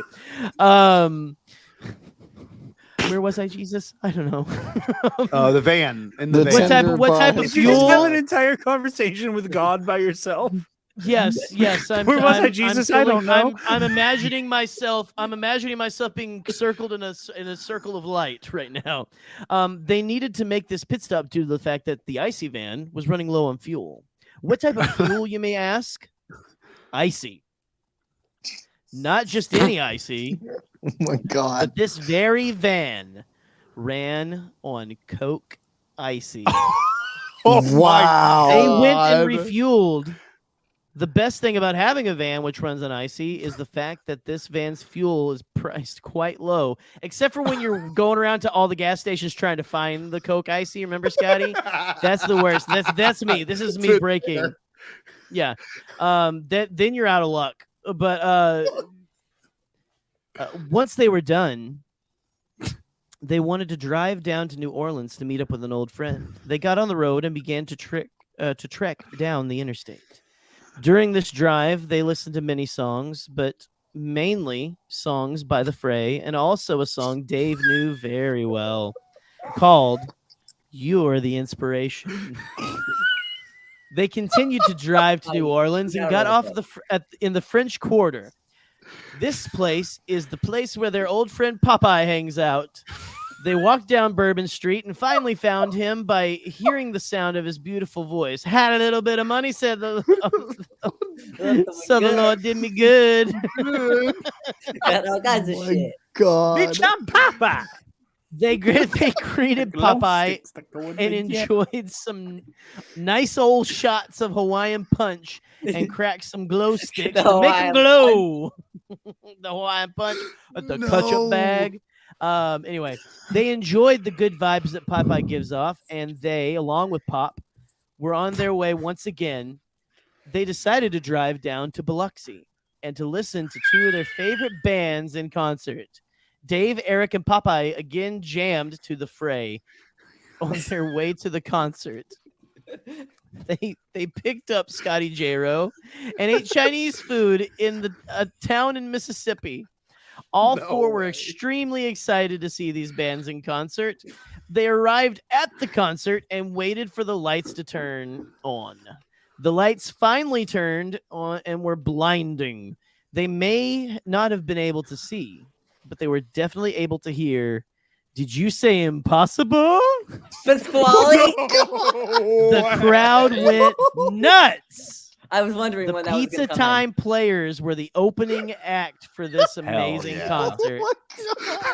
The song went on. They all sang along. I'm starting with the man in the mirror. I'm asking him to change his ways. Oh, yeah. Even the Flowers were there. Sorry, I added that. Sorry, William. I'm making changes. They finished their song. Not Michael Jackson's. Not Michael Jackson's Man in the Mirror. They also went on to play many of their other hits. But in no time, that concert was over. The big act was coming on now. Again, the lights went out. The crowd went silent. As the lights were out, they heard a beautiful voice over the speakers. Step one, you say we need to talk. The crowd went absolutely ballistic. The Fray had just begun their world tour, and their first show was in Biloxi. No. Yes. Wow. There's still more, by the way. The Fray and the Pizza Time Players using the power. Excuse me. It was a fantastic show, and Dave Filoni and company got free backstage passes to meet the Fray and the Pizza Time Players. Using the power that these backstage passes gave them, they kidnapped Pasquale and were to bring him to the icy van. This wasn't very hard. 5 Nights at Pasquale's. I was gonna say this is like after the 5 Nights at Pasquale's. This is here we go. This is what scarred Pasquale for life. Yes, this wasn't very hard. The only issue was that Pasquale kept asking them to make a change, which really annoyed them. I changed my tune. They finally got him into the van. It's all connected. Taped his mouth shut. This is the cinematic universe. They decided to drive up to Michigan to pick up their old friend Gerry Cable, whose address is. No, I'm just kidding. He didn't write my address. It's fine. The drive to Michigan was quite boring, but they finally made it and picked Gerry up. They all enjoyed ices from the van, except Pasquale, of course, and continued to drive all the way back down to New Orleans. Again, the drive to New Orleans was boring and uneventful. But they finally made it. But something was wrong. The ground started shaking. What is happening? Thought Dave. Oh, no. But Eric knew. Eric knew the horrors to come. He knew how to make this stop, but he needed someone, a messiah, a savior, a sacrifice. Oh, no. It's the title of the next chapter, A Sacrifice. The city of New Orleans is on edge. This It shit's could got fall chapters. It could fall to easy very soon if action wasn't taken quickly. The gambling ways of the people of New Orleans had become too much for the concrete to handle. The city needed the man in the mirror to save it. Oh, Jesus. There is a house in New Orleans. Oh, is the title of the next section. That's a great title, William. There is a house in New Orleans they call the Superdome. This echoed through the air. A cloud of I thought they were smoke going in a different appeared direction. above the Superdome. It took a good few minutes to dissolve. Once the cloud faded, it was clear who was behind it. The ground continued to shake. Behind that cloud was a legend, a Drew Brees, a savior. Drew brought his hands up. He stopped the tectonic plates from moving instantly. Harrah's Casino in New Orleans collapsed on the top of itself. The casino was gone. The city looked better than ever. Earthquake Katrina Jr., as it was called, was over. The city seemed normal at this Katrina? point. Listen, hey, shut up. We're reading, okay? The city seemed normal at this point. Maybe even better than ever. Drew had saved the city. But what would come of it? The end. Sally, Bombadcast 1, a totally Bombad experience. The end. That was it. Wow. Wow. Is that the next chapter? Like That's Scotty, the next chapter. The Scotty, Sally House. Eric, Wow. Dave, me, you, Drew Brees, Popeye, Drew Brees, like Drew. All I the can savior. say- Pasquale will return in the Sally Bombadcast that 1. was William. that was William's brain is bigger incredible. than all of our brains combined. God. Like, Yep. Oh, easily. That was Galaxy Brain in the best way. Like, That was insane. that is way There better were, than like- anything I read. I was his age. Like, that's genuinely Jesus. incredible. That was phenomenal. That was Bombad. I love the chapter, not chapters necessarily. I guess the titles, section titles were God. great.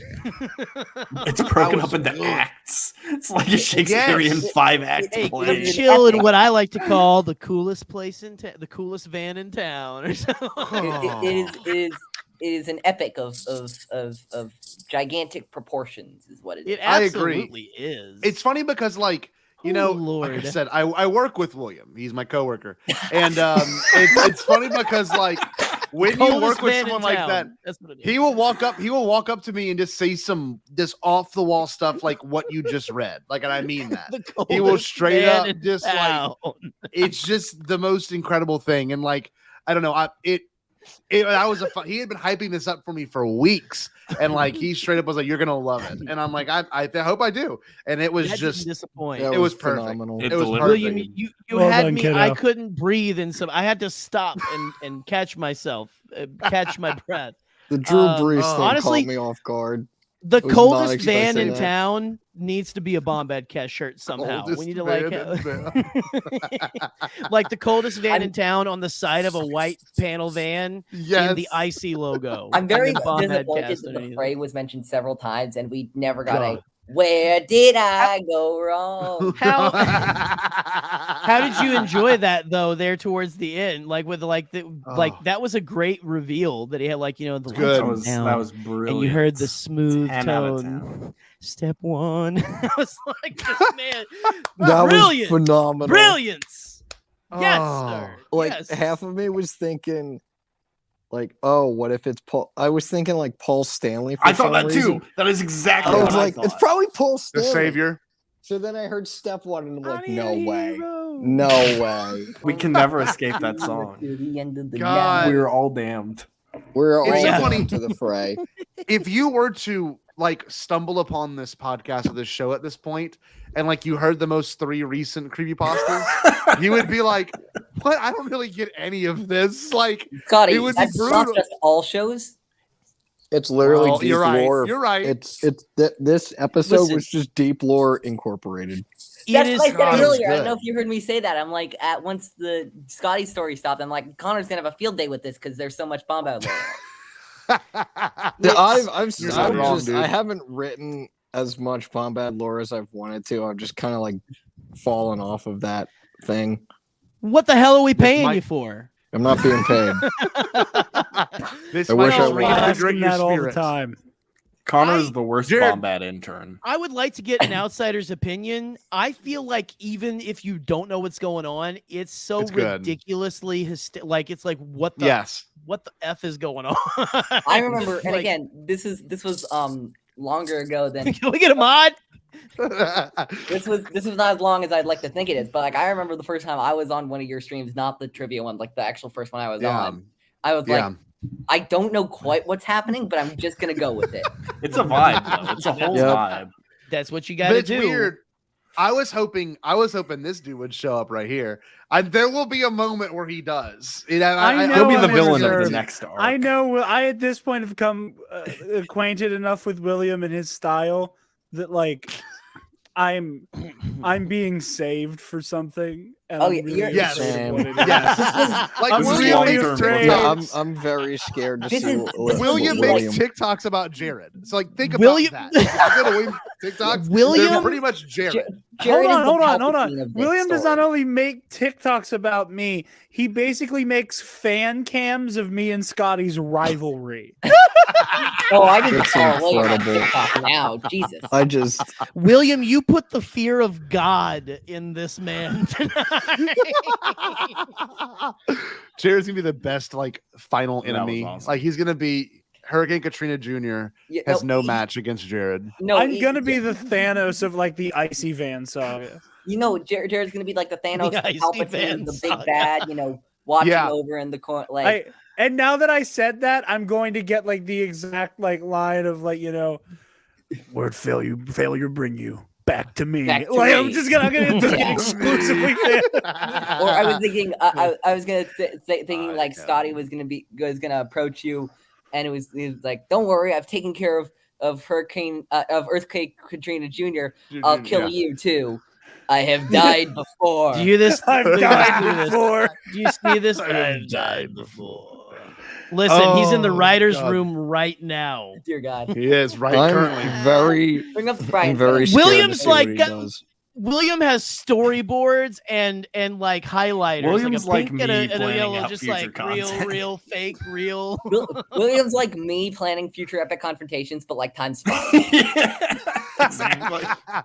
Way more detailed. Well, William, amazing submission. I want to send Jared. Fantastic, I'm gonna let you bro. read this one. I sent it in the private chat. This is Brian Finney's, but I wrote Brian Hennessy because it makes me laugh. I can read that one. Because he's always drunk. Oh, I'm just playing. I'm just playing. Oh, There was he's- this he's- really funny gentleman at the wedding Taylor and I were just at, who his name was Pip. He was a very funny man, and Oh, he wow. just occasionally would just like get the Hennessy, and every time there's this texture in his voice that every time you've made a Hennessy joke, I've thought of Pip. Yeah. now. By the way, That's awesome. Listen, By the way- this has got to be our new tagline. Like when the next like poster that we make at Celebration is gonna say, "If you like cocaine and Star Wars, you'll love Bombad." You'll love Bombadcast. I just saw something. So Gerry just Scotty just sent the story to us in the private chat. And I saw that it was a clone story. I'm not going to spoil anything else. And Yes, I it did is a Command clone F on story. the document, and I searched for Krell, and there wasn't any Pong Krell in there, and I was very disappointed. I'm glad, dude. Eli Krell. doing the vetting process Scotty and I barely even think about. Oh God, I love it. Well, Brown Jared, are liquor. you ready to We're on ready to liquor, read, gold buddy? for the vocal cords. I have a torn larynx. Sorry, that Please was a read it. deep We're coming. cut for We're people coming who's for you. watching the trials. Yeah. Jared, All right, please ladies and read it. gentlemen. Ah, Oh no, it looks I got like it. your I got it. okay, I was gonna trying to say, move it. Your birthday party room's falling apart. It's Okay. earthquake. It's earthquake Katrina Junior. Infinity Gauntlet. Anyway, Yeah, there you go. this will be my theme music. That is I had to first. play it. Coat. All right. Untitled by Brian Hennessy.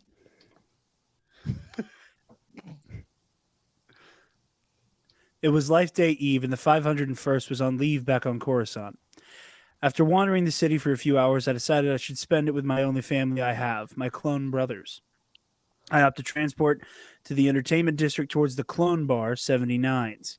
I got off the transport about a block away and was almost struck by a speeder as it blew past me. As the speeder passed the bar, I could see a door open and someone just step out of the door of the speeder as if it was stopped at a curb. I ran ahead and pushed my way through the gathering crowd and announced that I was a medic. When I got to the man, he was obviously dead. When he stepped out of the speeder, he fell, striking his face on the corner of the curb and causing damage damage akin to French kissing a thermal detonator. Yeah, France in space. Don't want to do that. But there was Gorge, a.k.a. CT-2982. He was attempting to give the stranger mouth-to-mouth resuscitation. Horrified, I pulled Gorge off the stranger. His face was covered in blood, and he looked like a monkey lizard who had been feasting on a womp rat. Turns out he had been tossed out of 79s for his drunken behavior just seconds before the stranger jumped out of the speeder. But he was so drunk he didn't realize the stranger no longer had a mouth to breathe into. Looking behind him in the crowd, I saw BU-11, the bartender from 79s. I grabbed Gorge from the hand and hand him to BU. That's clever, the way it's written. And tell him to take him inside and pour some vodka on him to clean him up and sanitize him. Coruscant security force arrives at about this time. They questioned the speeder driver who told them that he was driving his friends home from another bar, but he wanted to stop at 79s. He was recently divorced, and it was his first life day since losing his wife and kids. But he was so drunk, his friends just wanted to take him home. But as the speeder passed 79s, the stranger just opened the door and stepped out as if it were stopped. A few minutes later, an LAAT lands nearby, and the stranger's body is loaded in and shipped off. I go inside the bar, but I'm no longer in a partying mood, and I don't feel like drinking. This is supposed to be my holiday break, a chance to get away from all the death we see on the battlefield. It feels like death follows me like a shadow. Then Gorge stumbles up, slurring. Thanks, Kix. I love you, man. I offer to walk him home, and we take our leave. But then, as we approach the spot where the stranger lay just minutes before, Gorge drops to his knees, hunched over. I thought he was vomiting, but when I tried to help him up, I see he was lapping up the coagulated blood on the pavement. His face was changed, and he's looking at me with a crazed look in his eyes. We're predators, Kix. We were bred by the Kaminoans to be mindless killers. You know what happens when a predator tastes human blood? We develop a thirst, a hunger for more. I'm beginning to wonder if BU had fed Gorge some reactor coolant or something because this was crazy shit. I grab Gorge and get him to his feet. Let's go, buddy. You've had way too much to drink. Let's get you some food to absorb all that booze. I'm carrying him back to the barracks when Gorge stumbles into a Rhodian who starts screaming at us. I apologize to the alien, but he punches Gorge and runs. Gorge begins to go after him until I grab him and hold him back. That's when I noticed the bright green blood on the Rhodian's arms dripping on the ground and on Gorge's face. He looks at me, but with that crazed look again, and says, "You were right. I needed to eat something, but Kix, Rhodian blood doesn't taste as good. That little finger sucker was delicious, though." At that point, I turn away from him, and my stomach churns. The nausea's getting to me, so I'm only half listening when Gorge glibly says, "I've tasted my own blood. Does that mean I love the taste of Fett blood or clone blood?" I turn in horror just as Gorge pulls out a blaster, and before I can say anything more, there's a blue flash, then darkness. I woke up around 4 hours later in an alley, lightheaded, but somehow still with a horrible headache and a numb left thumb. Gorge is gone, and with him my left ring finger. Thankfully, after he drank a liter of blood, he was nice enough to tie off my arm with a tourniquet from my med pack. He was never seen again, but every now and then you'll hear stories of a clone vampire on the lower levels of the city. Dude, that was sick as I just got that was awesome. Badass. Holy chills. hell. That was so good. Dude. Bro, that was canon. I want that to be canon. A vampire, like a vampiric, like the clone cannibal dog. Dessert, that was like badass. Oh, We're- like a vampire. that was like awesome. we have the Daniel Jose Older GIF. We need to have that video clip on somebody. Canon. Yeah, that. Oh man, like the some line kind of like about virus fat or blood, something. Oh. That was genius. The fat blood line that legit gave me chills. Oh God, that was man. good. Jared, great job reading that one. That one I wouldn't have handled well. That's pretty brutal. Damn. What do you think of it, Connor? That was wow. Was not expecting that. I just when it was going, I was like, okay, it's probably gonna be like I didn't know what to expect from Brian, but like when Jared was reading the first part of the story, I was like, okay, this seems like a pretty, doesn't seem anything too out of the ordinary. And then I heard like the Rhodium blood, and I'm like, what? Yeah. Like the line that got me was that finger sucker tasted great though. Like just like it was just that's a cool. I was like, whoa, what is I would this? like to compliment Brian on some Lucasinian naming here. For real, dude. Gorge.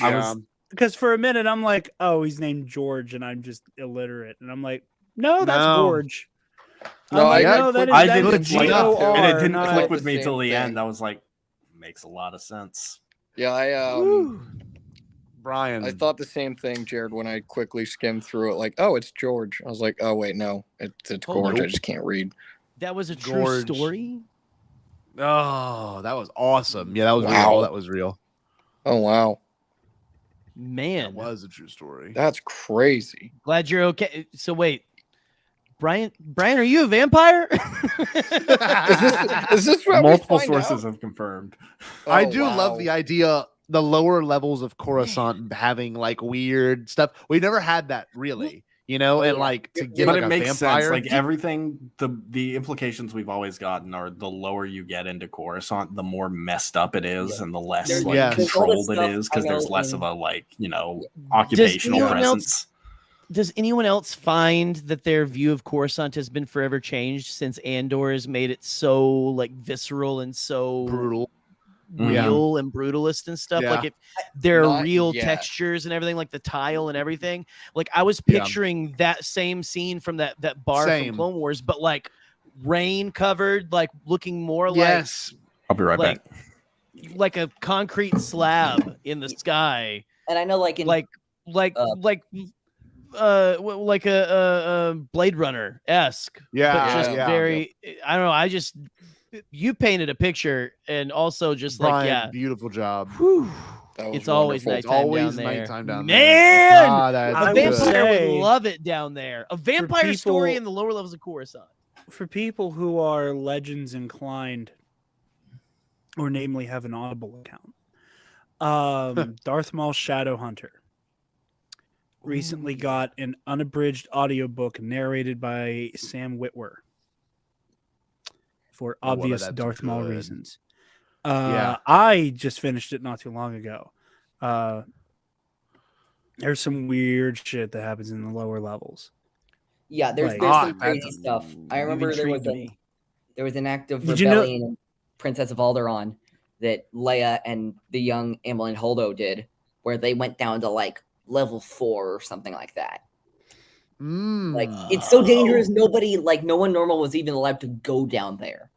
Wow. See, I love that. That's awesome. There's a gang of inbred mutants that have like evolved to not have eyeballs anymore in Shadowhunter. There's this idea I Wow. know in this is something from KOTOR actually. I know the people living in the lower levels of Terrace in that game. They have to deal with the Rakghouls. Oh no, I was gonna go with there's actually one of them that says they think the sun. Most of those people think the sun is a myth. Right. Yeah. Oh my God, I love that. Jesus That's Christ, that's crazy. No, and that is 3 levels down on Terrace. Yeah. Now imagine thousands of levels down. Levels down on Coruscant. Yeah. That was great. That was brilliant. Fantastic. Well, I'm gonna use the restroom right quick, fellas, and then we're gonna listen to Michael's wonderful audio that has been ever so hyped up. So if y'all want to chat, you're more than welcome to. We can watch our friend, our favorite pop artist eat a burger. Maybe let's do that or something. Just so you know. Sure. We can chat. Whatever. What do you want to do? Real quick, if I may, real quick, just because I wanted to have a story ready for this year and I didn't. I want to do my own like quickie canon junkie corner here. Okay. And say that Star Wars Death Troopers is go pee if you have to. Okay. Yes, sir. I was trying to buy you. I was trying to buy you time. I was trying to buy you time. By he likes to rambling. That's listen. what I'm good at. That book is incredible, and I think a lot of people write it off as the prime example of, oh, here's a Legends being incredibly Legends and doing the weirdest, most edgy bullshit imaginable. Yeah. It is. Listen, that is the only example of the Essential Legends collection art having a downgrade. 100%. The new cover art is nowhere near as evocative as what you were just holding. Because this is so fucking edgy and it's intense, but like it's in the book.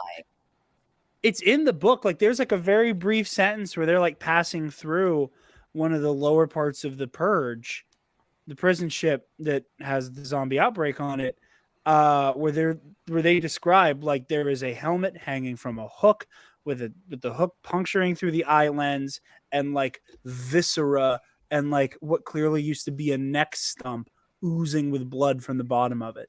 That book is so horrific and it's not one of the zombies, one of the most visceral kills I've ever read in Star Wars fiction. I had to stop after there's a part with I think I've mentioned it. There's a part with a Wookiee. The Wookiee, is that the one you're talking about? No. Well, which one are you talking about? Because there's a couple. I'm talking about the baby Wookiee. Essentially, his parents have turned, and you hear everything. And so that just traumatized me. What's funny is that's the end of the book. Is it really? So whenever the two main characters. So the two main characters get released from their cells because it's an Imperial prison barge that gets pulled into the tractor beam of an Imperial Star Destroyer. The Star Destroyer had the zombie plague on it. And they're like, why the hell is this like giant Star Destroyer just scuttled in the middle of nowhere?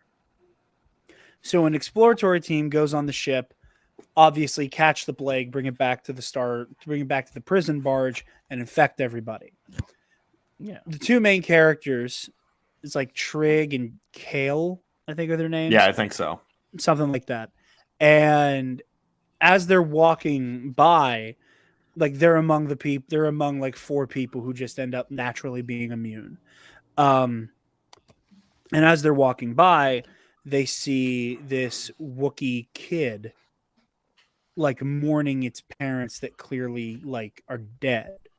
And this is before they all turn. Like at this point, it's just people getting sick and dropping dead. So they walk by and it's like, oh, this is really sad. And we want to help him, but like, he doesn't want to come to us. So like, we got to get going. Now later in the book, my biggest gripe about it, spoiler, Han Solo and Chewbacca are in it. That is the exact point I stopped reading is when they showed up because I was like, this is dumb now. And I'm not gonna lie, that hyped me the hell up as a kid. Like reading that, I was like, oh shit. It had the same effect on me. I fell off. That's why I never finished it as a kid, but I finished it recently. Yeah. But I will say one of the most horrific parts of that book does happen via Chewbacca. Because the doctor who synthesizes an anti-serum tries to inoculate Chewbacca. But because she built the anti-serum off of her own human DNA, there's a weird reaction that Chewie has, where because of his Wookiee physiology, he A, needs 2 doses, and B, the first dose alone basically just infected him. So in that brief time, while he had what was basically a lesser dose, and he starts to kind of spiral out, you get for the first time and the only time in the book a like first person perspective of what the virus like quote unquote sounds like. Yeah. And the chapter's titled The Songs of Life Day. And it's this like fucked up voice in Chewie's head going, "These are the songs of Life Day. Kill and eat, eat and kill." And it's like making him hallucinate his family from the fucking holiday special, all dead, and he's like soaked in blood, like into his fur and shit. Oh, it is That is bananas. good horror. That is creepy. Good horror. Actually, I have See, another kids, one. I have your another. creepypastas could become published one day, like that. Seriously, like, and it's like for real. Like, and it is such a scary chapter because again, it's just the sinister voice in Chewbacca's head, and again, they pick like the most noble, wholesome character in that whole of book. course. And it's the one time where I think you can justify having Han and Chewie be in that book, because the rest of it you could have done any scoundrel, you could have done anybody, an original character, but having it be Chewbacca is the one part. It's just, these are the songs of Life Day. And it's just like, eat, consume, kill, you know? And it's, and like Chewie's like starting to like trip the fuck out. And like they can see his throat swelling under his fur before they inject him with his like full dose. That's metal as fuck. That is dark. crazy. Wow. I won't say this is as creepy, but there's another thing I'd like to bring up with like really creepy Star Wars stories. And Michael is gonna like, I don't know what Michael's gonna do in the next few seconds because I'm about to praise something related to KOTOR 2. Here we go. There is a KOTOR 2 companion comic called Unseen Unheard. I had to look it up because I forgot the name of it. Yeah. Which is the only good part of KOTOR 2, and that's Darth Nihilus. Sounds better. Cyan is not better. Never is Cyan better. Cyan is never better. But anyway, Focus, kids. Focus. But anyway, it took me a while to get that. Nihilus, like the way Darth Nihilus works is freaking haunting. Oh, that's awesome.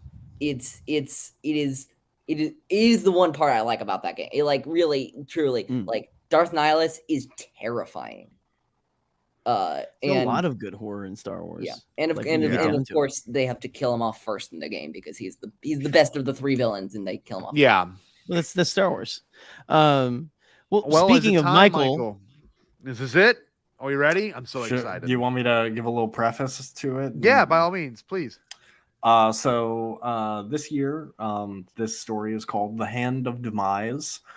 It is a High Republic creepypasta. Takes place. Scotty, just that's after- the Lucasfilm Publishing Initiative. That's really quite popular. That just after Light of the Jedi is when this story takes place. I read that one. Wait, I read that one. Just listen. Just Scotty, Light of the Jedi is a Star Wars novel. Those are books that don't have pictures. Well, and it doesn't. Unlike have, the Jedi it doesn't Prince have books. Luke. Unlike it the doesn't Does have Joseph Luke Campbell write it? Does Han Joseph Campbell write it? Solo. Hey, It doesn't have Princess what did you call it, Michael? Leia. What do you call it, Michael? The Hand of Demise. See, why do you hate Connor that much? What do you It's mean? the hand of demise. Yeah, that was weak. pretty good. Out, Eli. That's pretty good. That was. You have been weak. pushed. Eli caught my very subtle joke. Eli, if good. you were rapping, that would have been even better. Like that is some like that is You some seem like like a rap. childish Gambino kind of wordplay there. that And was good. the last thing I'll say about my story before we get into it is the last part of my anthology I've been doing for the last year or so called Heart of the Jedi. That's going to lead into a much larger writing project that's coming to my channel, All Remaining Systems, soon-ish. Check it out. I'll get it pulled up okay. here so you can see his page. So for those that don't know, Michael is really good when it comes to writing not just short stories, but I guess you can almost say just very emotional, very impactful stories. Like we'll be texting Michael and be like, "Hey, I got emotionally worked up whenever I did this." And also, Michael's got a great series on his channel for those that can see it, Ionized Bastards, which features a couple people on the screen right here. So it's good stuff. I love that All Remaining Systems is making a really awesome, I guess you could say, not comeback, but it's really having Very its moment. niche content too, like Yeah, in it a, like is. a great way. So. Yeah. Aw, y'all are too sweet. It's some great stuff. I love the stuff of Ionized Bastards that I've seen. So if you're done I like watching all of it this except for here, Jared. what I would say to do, I would say what you should do next is obviously once you're done listening to this video, go give Michael a like. Go make sure you click on Michael's video like I'm doing right now. Give it a thumbs up. Make sure you share it. Maybe even leave a comment. Now, this Listen to the and subscribe if you're Code not trilogy. subscribed as well. Yeah. Good look. Now this And is ring that little And bell. Also, yeah, look, all of them now. Anything you post, you get notified. So, Michael, are you ready to let the world hear this? It's already been posted a few hours ago, but are you ready for the Bombad? I'm ready to watch Jared suffer, so make sure that I can see his reactions, baby. Wait. Know what I can do? This is even more messed up. Hold on, I can do this. Michael, we ain't cool It's no more. hard. I want to see everyone's reactions, though. I know. I like the idea. I like the idea of us just focusing on this sweet little man here. Oh, wait, this is good. Well, I'm ready when you are. I love this opening title. Ready. Here we go. Let's do it. Arthak watched through the small gap in the rubble as his master's bloody body collapsed to the ground. Oh, come on. The 6 remaining beasts that had slain him erupted in a chorus of cheers as Arthak held back tears. He couldn't cry now. If he made so much as a sound, they would find him. He had to stay hidden. He had to stay alive. He couldn't fight them without his lightsaber. His master, the great Jedi Alex Varel, had insisted he leave it behind in the temple on Coruscant. A Jedi must be able to rely on more than just his lightsaber, Alex had said. We are so much more than just our blades. Wise words from a man who was now dead. Arthak watched as the beasts began retrieving their blood-soaked blades protruding from Master Alex's body. He had fought well and hard, but these creatures had overwhelmed him with their ferocity.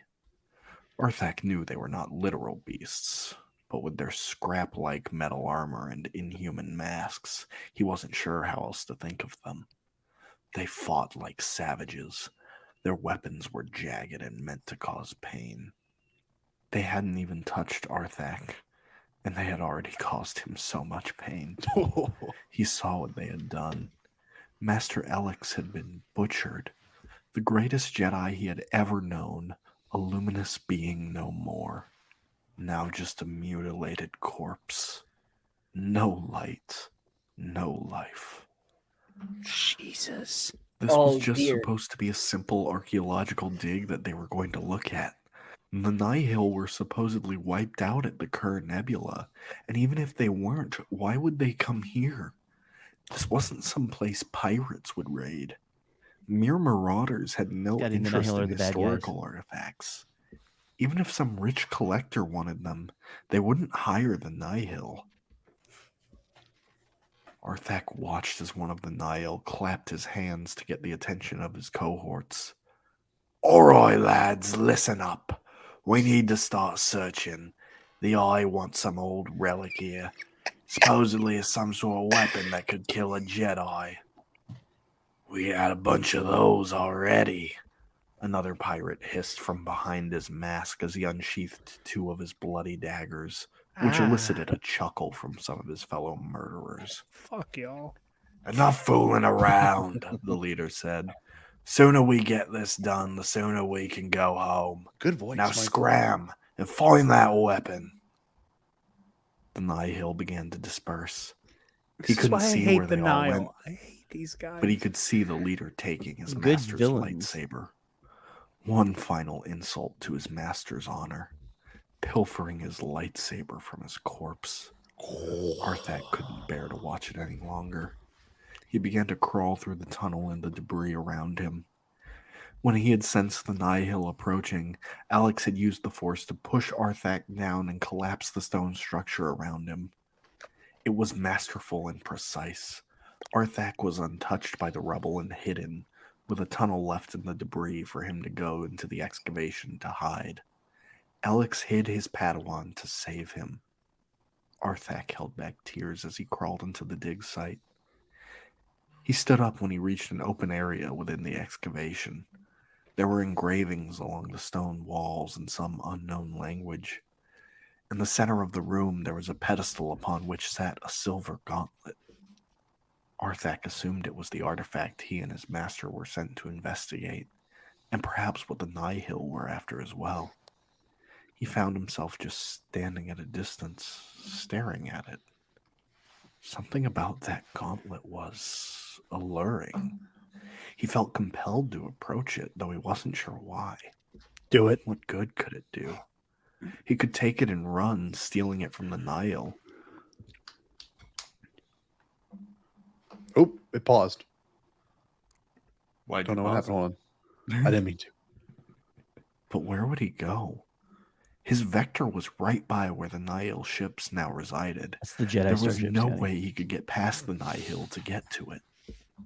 Even if he got to his ship, if they saw it take off, they would catch up to him and blast him into oblivion before he could make the jump to hyperspace. The gauntlet called to Arthak, and he took a step toward it. Fighting the Nihil wasn't an option either. Without his lightsaber, he would be all but helpless. Even if he was armed, Arthak had never excelled in combat. Ever since he was a youngling, he had never won a single sparring session in his life. He could never muster any offense. He would just freeze and struggle to keep up a defense. Perhaps it was cowardice, or perhaps it was just pacifism. Either way, he stood no chance here. The Nihil would kill him, and he would die in disgrace, just like Master Alex. The gauntlet called to Arthak, and he took a step toward it. He couldn't simply wait here either. The Nihil were searching the dig site, and it was only a matter of time before they either cleared the rubble or found another path into this chamber. They wouldn't stop until they found what they wanted. They wouldn't stop until he was dead. The gauntlet called to Arthak, and he took a step toward it. Arthak blinked suddenly and looked down, realizing he was holding the gauntlet in his hands. He hadn't remembered picking it up or even consciously choosing to move toward it. He stared at it before suddenly bursting into tears as a flood of sadness engulfed him. Master Alex was dead. Those animals had slaughtered him, and he was helpless to stop it. And now he was simply sitting in these ruins, waiting to die by their hands as well. It wasn't fair. Arthak felt another feeling boiling within him. Rage. Yeah. It was a strange feeling, unfamiliar to someone peaceful like him. Kill him. But it numbed the pain of loss, and for that reason, he embraced it. Kill them He all. leaned into the hatred, focusing on his contempt Yep. for the Nihil. Yeah. Those monsters F the had Nihil. taken his master from him. They needed to pay. They They don't get needed to fucked up. suffer for what they had done. Michael. He looked down at the gauntlet. Arthak knew that whatever this was, it could give him power.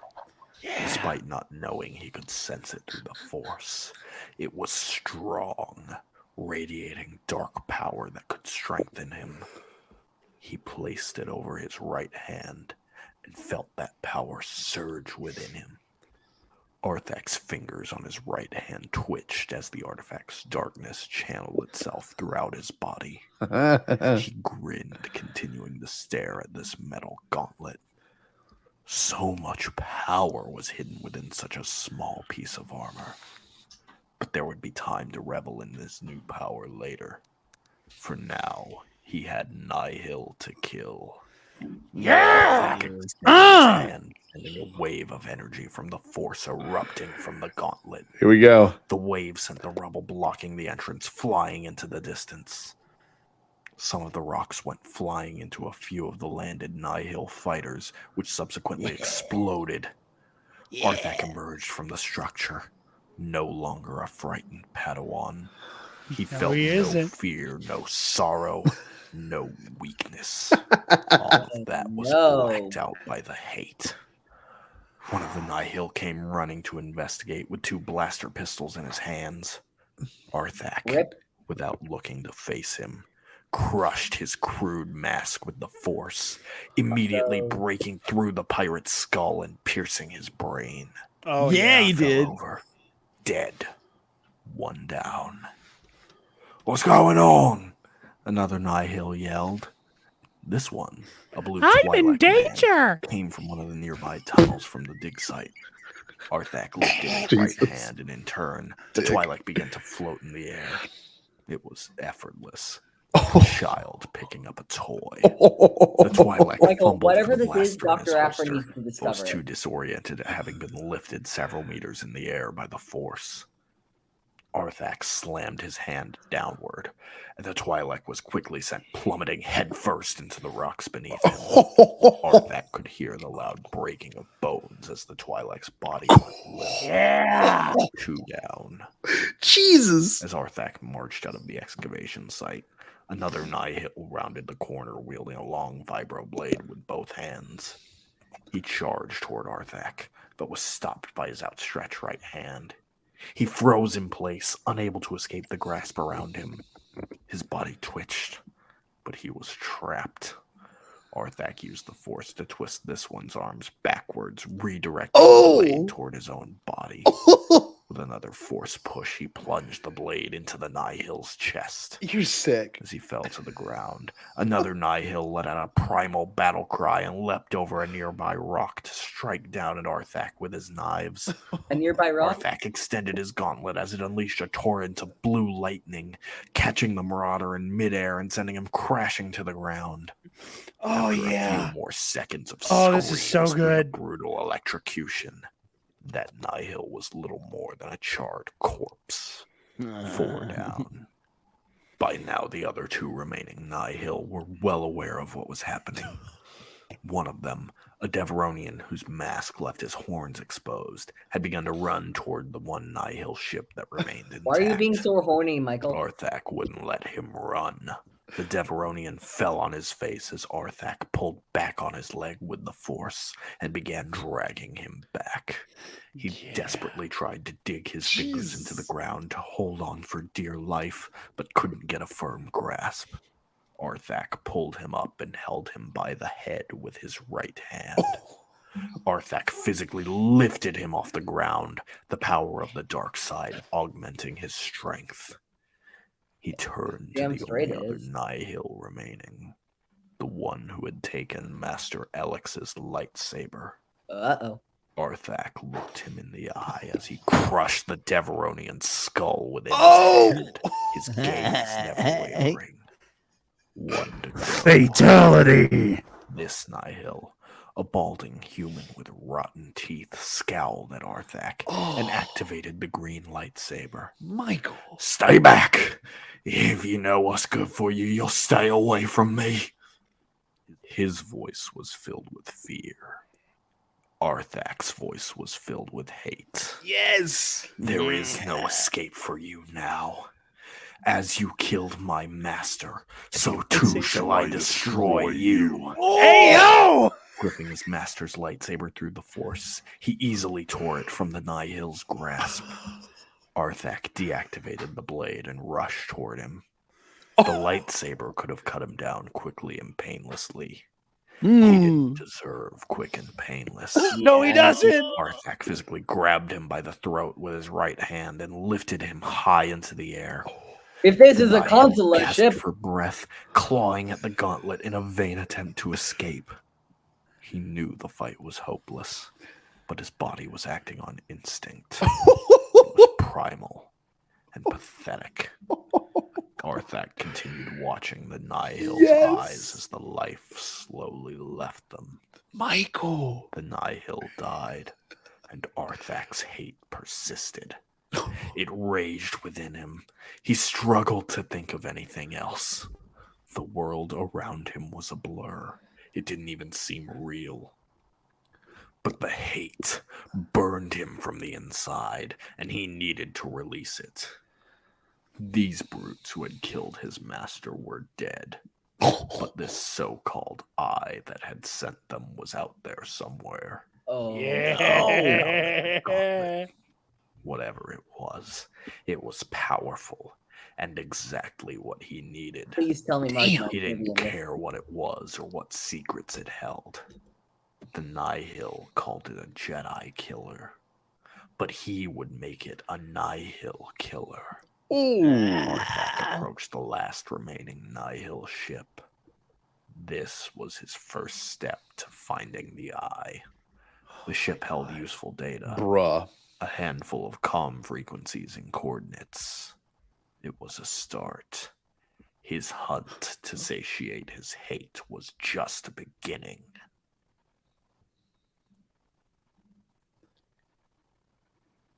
Oh. Jedi Knight Zash Hess knelt beside the body of Alex Vrel. He let out a deep, mournful breath. Just shy of a decade ago, Alex had been Zash's master. The two had remained friends over the years, and when he heard the Order lost contact with Alex, Zash was the first to volunteer to investigate. He had tried to prepare himself for the possibility that his master had passed on, but this gruesome scene had shocked him. Seeing his old master's body was one thing, but the half a dozen Nihil corpses were even more shocking. They were brutalized, mutilated, and one of them was even missing a head. But they hadn't been killed by Alex. They had not been killed by a lightsaber. But who else would have killed them? Who else? Zash knew there was one person left unaccounted for. Arthak. The hero His of master's the new story. Padawan was not among the bodies, and was nowhere to be found. This led to one obvious answer. Arthak killed these Nihil. But Zash couldn't believe that. It simply wasn't possible. Arthak was maybe the most gentle Jedi Zash had ever met. Zash had spent some time getting to know him at the temple, and he had never seen a hint of harshness or aggression from him. Don't know about that. He was a pacifist to his core. Is he though? Even if he saw what the Nihil did to Alex, Listen, he it's wouldn't have easy been to be a capable of pacifist when this. motherfuckers are dead. Zash stood and looked over to the Jedi who had accompanied him, a Mirialan archivist named Jarrell Rylus, who was currently looking over his droid sensor readouts. Phenomenal name. Have you found him yet? Zash asked. Rylus shook his head. The only two life forms on this planet are the two of us. If Arthak is Good voice, Michael. then he is not on this planet anymore. Or he escaped from here and died somewhere else on the planet. I highly doubt that, Zash said, choosing not to address Rylus's lack of tact when it came to discussing the possibility of a Padawan's death. It's only been a couple of days. Arthak could survive that long on his own without succumbing to the elements. If Arthak got away or survived, why didn't he make contact? Or he could have made it back to Coruscant or Starlight Beacon by now. Is it possible the Nihil captured him? There were 5 Nihil fighters found in proximity of the dig site. One short of the 6 bodies here, which means 1 fighter got away. But if it's like these other 5, then it can only fit 1 person, and the vector that brought the 2 Jedi is still here. Which means Arthak took the Nihil fighter. But why? Zash looked to his Mirialan compatriot and noticed the grim expression on his face. You know something I don't. Rylus sighed. The artifact is missing as well, and I fear it may be the key to what happened here. What kind of artifact were Alex and Arthak sent here to retrieve? There were rumors of an old lost Sith artifact here. This relic is known as the Hand of Demise. It was a gauntlet made of frick, wielded by an ancient Sith lord known as Darth Demise. Frickin' fricks. Supposedly Darth it carries some of his Demise. lingering Oh my essence. Christ. At Please some tell me point this was a few X-Men thousand Franchise years Master. ago, it was stolen from the Jedi and lost to time. A few weeks ago, an archaeological team based outside of the Republic contacted us and said they found something that might interest us. They seemed Come pretty get your spooked by the shit. idea it could be Sith, so they evacuated this dig site and left it here for us. Master Vrel was sent to retrieve it and return it to the temple for purification or destruction. Only 2 Jedi were sent to retrieve a Sith artifact? Yeah, what the hell? Many Jedi are busy with duties establishing Starlight Beacon. Plus, we don't know for sure if it is You only fit Sith. 2 in a vector. That's just what the archaeologists thought. Sash's High eyes Republic, widened. so. You think the Hand of Demise is possessing Arthak? Rylus let out a deep breath. I don't know. If it is the Hand or some other similar dark side relic, it could be influencing him to some extent. And that could explain how Gee, you don't Nihil say. died. Sash turned and started back toward his vector. Wait, Rylus called out. Where are you going? There's a lost Padawan out there who needs my help. He's probably lost, angry, and alone with whatever he found here influencing him. So I've got to find him. For Alex. I'm headed back to Starlight Beacon to watch out for reports on the Nihil's whereabouts, since he's probably out for revenge. I'll find him. I'll save him. Ah, he's fine. Arthak charged doing what he needs to do, impaling another Nihil upon his lightsaber with one hand, while unleashing a torrent of lightning from the other. Yes! This Nihil encampment was almost clear. He walked over the charred corpses of the pirates, Damn! straight for the command tent. His black armor was soaked in blood. Oh. He still wanted to shed more. Michael. The hate within him had not been satiated, even Daddy. after almost a year. He had developed quite the reputation. The Nihil had come to fear him. They knew someone was coming for them and would slaughter them without mercy. They knew the Nihil killer was out there somewhere, hunting, and sooner or later they would be his prey.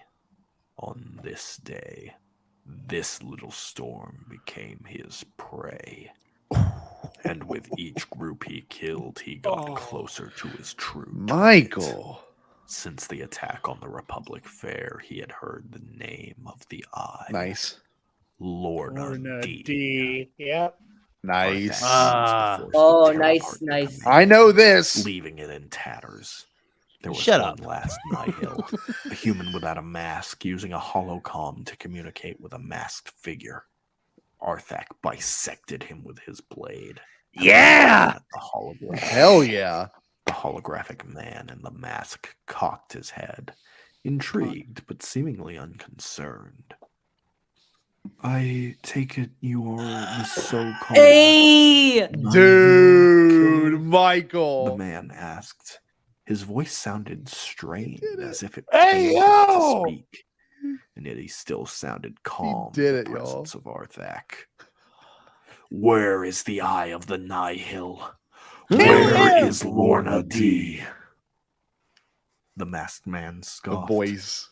Tear his ass up, You'd like to Arthak! know. Perhaps you should concern yourself instead with the individuals standing behind you. The hologram transmission then cut out. Arthak turned sharply, lightsaber hilt in hand, to face whomever stood in his way. Zash was hardly able to recognize the young man who stood before him. He didn't see the friendly, shy, pacifistic young Jedi that had studied under his old master. Sash, you won't get out of Gone there. was his gentle demeanor, his soft-spoken voice, everything that made Arthak who he was. What stood before him now was a vengeful beast. He wore black heavy armor, and fresh blood caked his flesh and hair. His eyes were filled with hunger and bloodlust. Those eyes didn't even seem to recognize Zash. He also couldn't sense Arthak's presence through the Force. All he could sense was the darkness emanating from the gauntlet on Arthak's right hand. What has become of you? My old friend. Ooh. Zash The rats asked in the sorrowfully. desert. I've done what I had to do, Arthak said. While you and the rest of the Jedi have been licking the Chancellor's boots, I've been dealing with the real threat and saving our master's legacy. Based Arthak! Arthak, I've seen the bodies you've left in your wake. Over 100 dead. For what?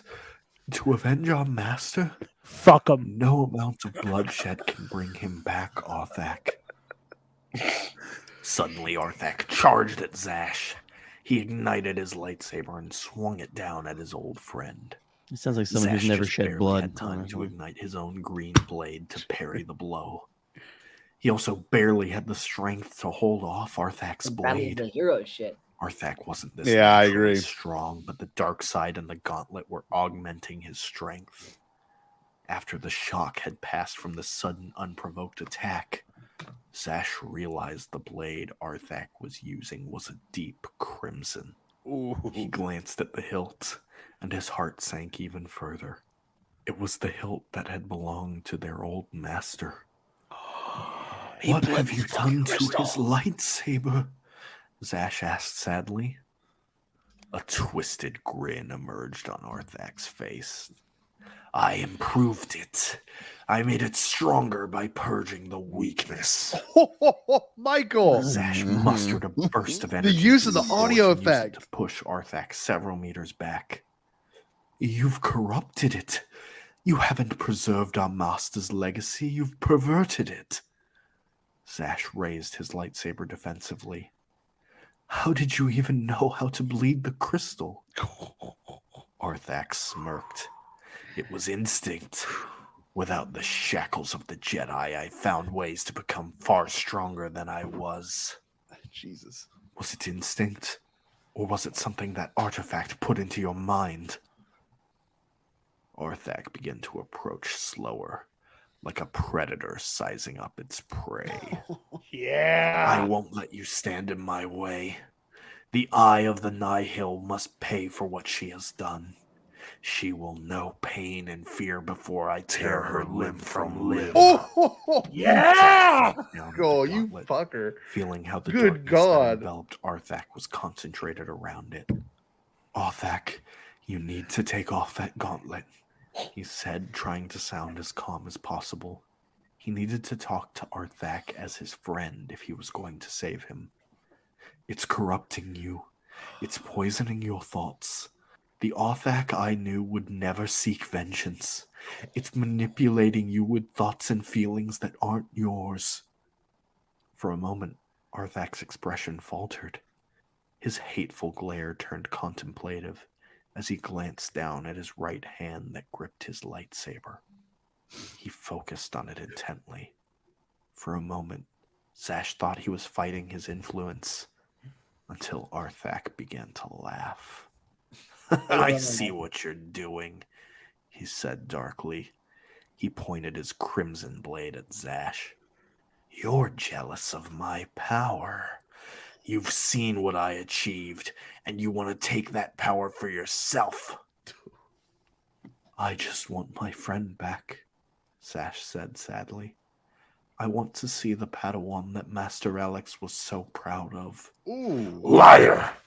Arthur Yeah! as he Holy charged shit. and unleashed a flurry of strikes that Zash struggled to parry. He began forcing Zash into a retreat, continually pushing him back with a brutal series of slashes with his red saber. You covet my power. You want to take it from me so that you can destroy me. Zash ducked from another slash and slid between Arthak's legs, using the force to propel himself and fuel his momentum. He stood and ran a few more meters to get some more distance between him and Arthak. His opponent did not immediately pursue, instead slowly turning to face Zash again. Think of everything you've done, Arthak. Think of everyone you've murdered, Zash said, barely holding back tears. You're my brother. Alex Varel would be ashamed of you. Ooh. Arthak scowled. Alex is dead. It doesn't matter how he would feel. He walked forward and locked blades with Zash again. I'll use his blade to kill everyone who stands in my way, be them Nihil or Jedi. A Jedi must be able to rely on more than just his lightsaber. We are so much more than our blades, Zash said, echoing his old master's teachings. Oh no. For a moment, Arthak's expression softened. His eyes widened in recognition at those words. For just that second, Zash saw a glimmer of the boy he once knew. That glimmer was quickly snuffed out as a torrent of darkness from the gauntlet invaded his mind once more. Arthak's face darkened and he began to scream. With his right hand, he used the gauntlet to grab Zash's lightsaber by the blade. The lightsaber-resistant metal quickly heated and began to glow, but the pain didn't matter to Arthak. Very nice stuff. Feel it for a moment. Arthak pulled Zash's lightsaber aside before plunging his own blade into Zash's chest. Oh. He pressed the hilt against his chest as hard as he could, pushing him to the ground. Zash looked upon Arthak one last time as the light faded from within him. His face expressed sorrow, not fear, as Arthak had come to expect from his victims. Slowly, his head fell to the side, and Zash Hess was no more. Arthak stood over the Jedi's corpse. He was ready to revel in his victory, but for the first time in a year, the horror of what he had done sank in. What have I The done? hate that had flooded his mind and consumed his every waking moment was suddenly gone. Arthak touched his face with his left hand, feeling the warm blood that had been splattered across his face. He thought back to every brutal murder he had committed all at once. Every limb severed, every head crushed, and every body charred by lightning scarred his mind. The hate hadn't just blocked out the pain of loss, but also the gruesome reality of what he had done. And now the pain was back and stronger than ever. Arthak began to cry and scream as he was overcome by shame. Two people he had cared for most were now dead. One had died by his own hand. And for what? Arthak couldn't even explain why he had killed Zash. Damn. He thought back to what Zash was trying to tell him. Every word Zash had said became a dagger in his heart. The darkness had receded from his mind. The foundation of what Arthak had become over the past year suddenly vanished, and his mind began to collapse. Lorna D. He fell to the ground, Kill sobbing her. and broken. He didn't know how long he remained on the ground, screaming and wailing. It could have been minutes or hours. His perception was slipping, and he felt disconnected from reality. Suddenly, the fingers on his right hand began to twitch. The sounds of weeping suddenly vanished. Michael is king. It was now dead silence. There we go. Arthak slowly rolled over onto his stomach and pushed himself upward. He steadily stood up and let out a deep breath. Arthak had not consciously chosen to do any of these things. What was happening? He wasn't doing these things, but he watched as his body did them. He tried to move his arms, but he couldn't. They remained by his side. He couldn't move any part of himself. He wanted to frantically turn and look around his environment, but his body remained out of his control. He couldn't even scream. What is this? He thought. What's happening to me? You've set me free. Oh my God. A voice came from Arthak's mouth. It wasn't Arthak. It was something else. Your mind isn't strong enough to resist me now. So I think I'll take this body off your hands. A pathetic wretch like you has little use for it. What are you? Arthak's body began to laugh. I was once a dark lord of the Sith, feared by old Jedi. My essence lingered in that gauntlet for thousands of years, waiting for a worthy host to facilitate my return. The process was arduous. I could influence your thoughts and feelings, but you had a strong will. To take your body permanently, I had to weaken your mind and shatter your psyche beyond repair.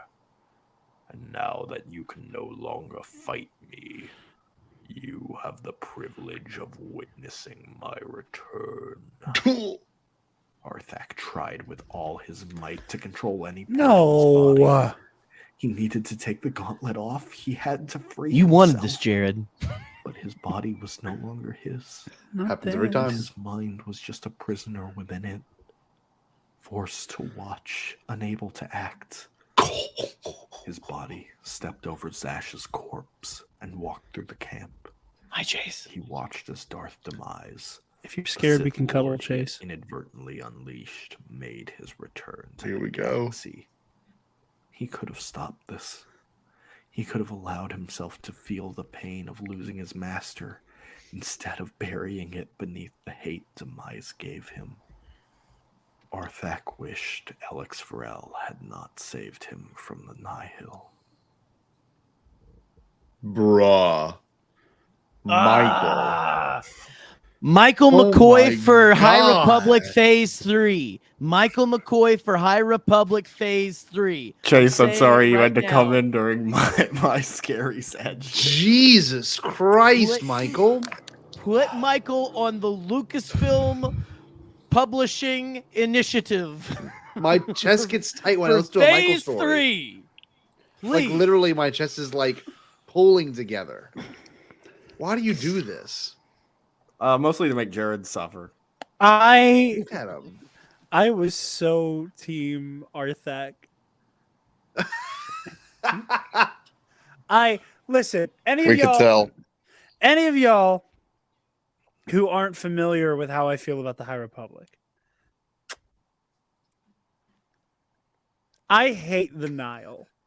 I want them all dead. Like Arthak was living my High Republic dream. Yeah, he's slaughtering them. I've been saying, like, you can go through my Twitter and see word for word tweets like, I hope Markion Rowe dies a horrible, painful death. Yes. For what he did. Like, there is not a Star Wars character in this franchise I want to see get their shit caved in more than any member of the Nihil, especially Markion Rowe. You want to say that to my face? I will, you son of a bitch. Here we go. Tell Lord shit. Greatstorm I said Say- hi in hell. Oh, but so I am Those Arthak who are all killed by the way. leveler don't go to hell. Shut up, Markion. You will. You will. Those So, who like- use the Force don't have souls. You're bad takes all around, and you're not even that hot. I'm adorable. You're not hard enough to validate this level of evil. Damn it. Anyway, Multiple sources wanted confirm Ray- otherwise. Get this Cavill man is out not- of here. He did it. Get this man out of here.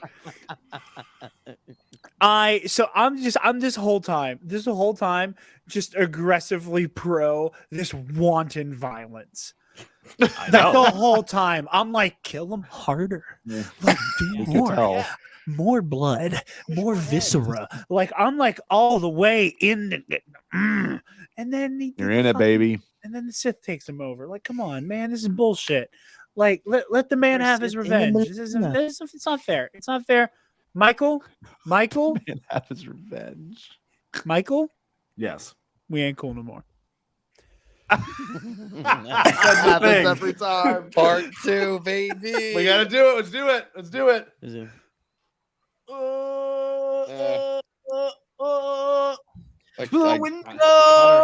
Dabbing for Archon. Dab for Archon. Arthak. Let's say Archon. Yeah. Yeah. Archon. He You became did it, one of my Michael. favorite Star Wars Yet characters again. immediately.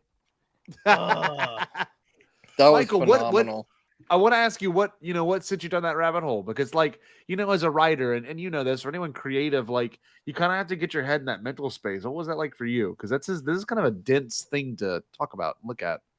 In terms of like writing this story and like the sort of emotions behind it. So yeah, I knew what I wanted to do was a Star Wars possession story.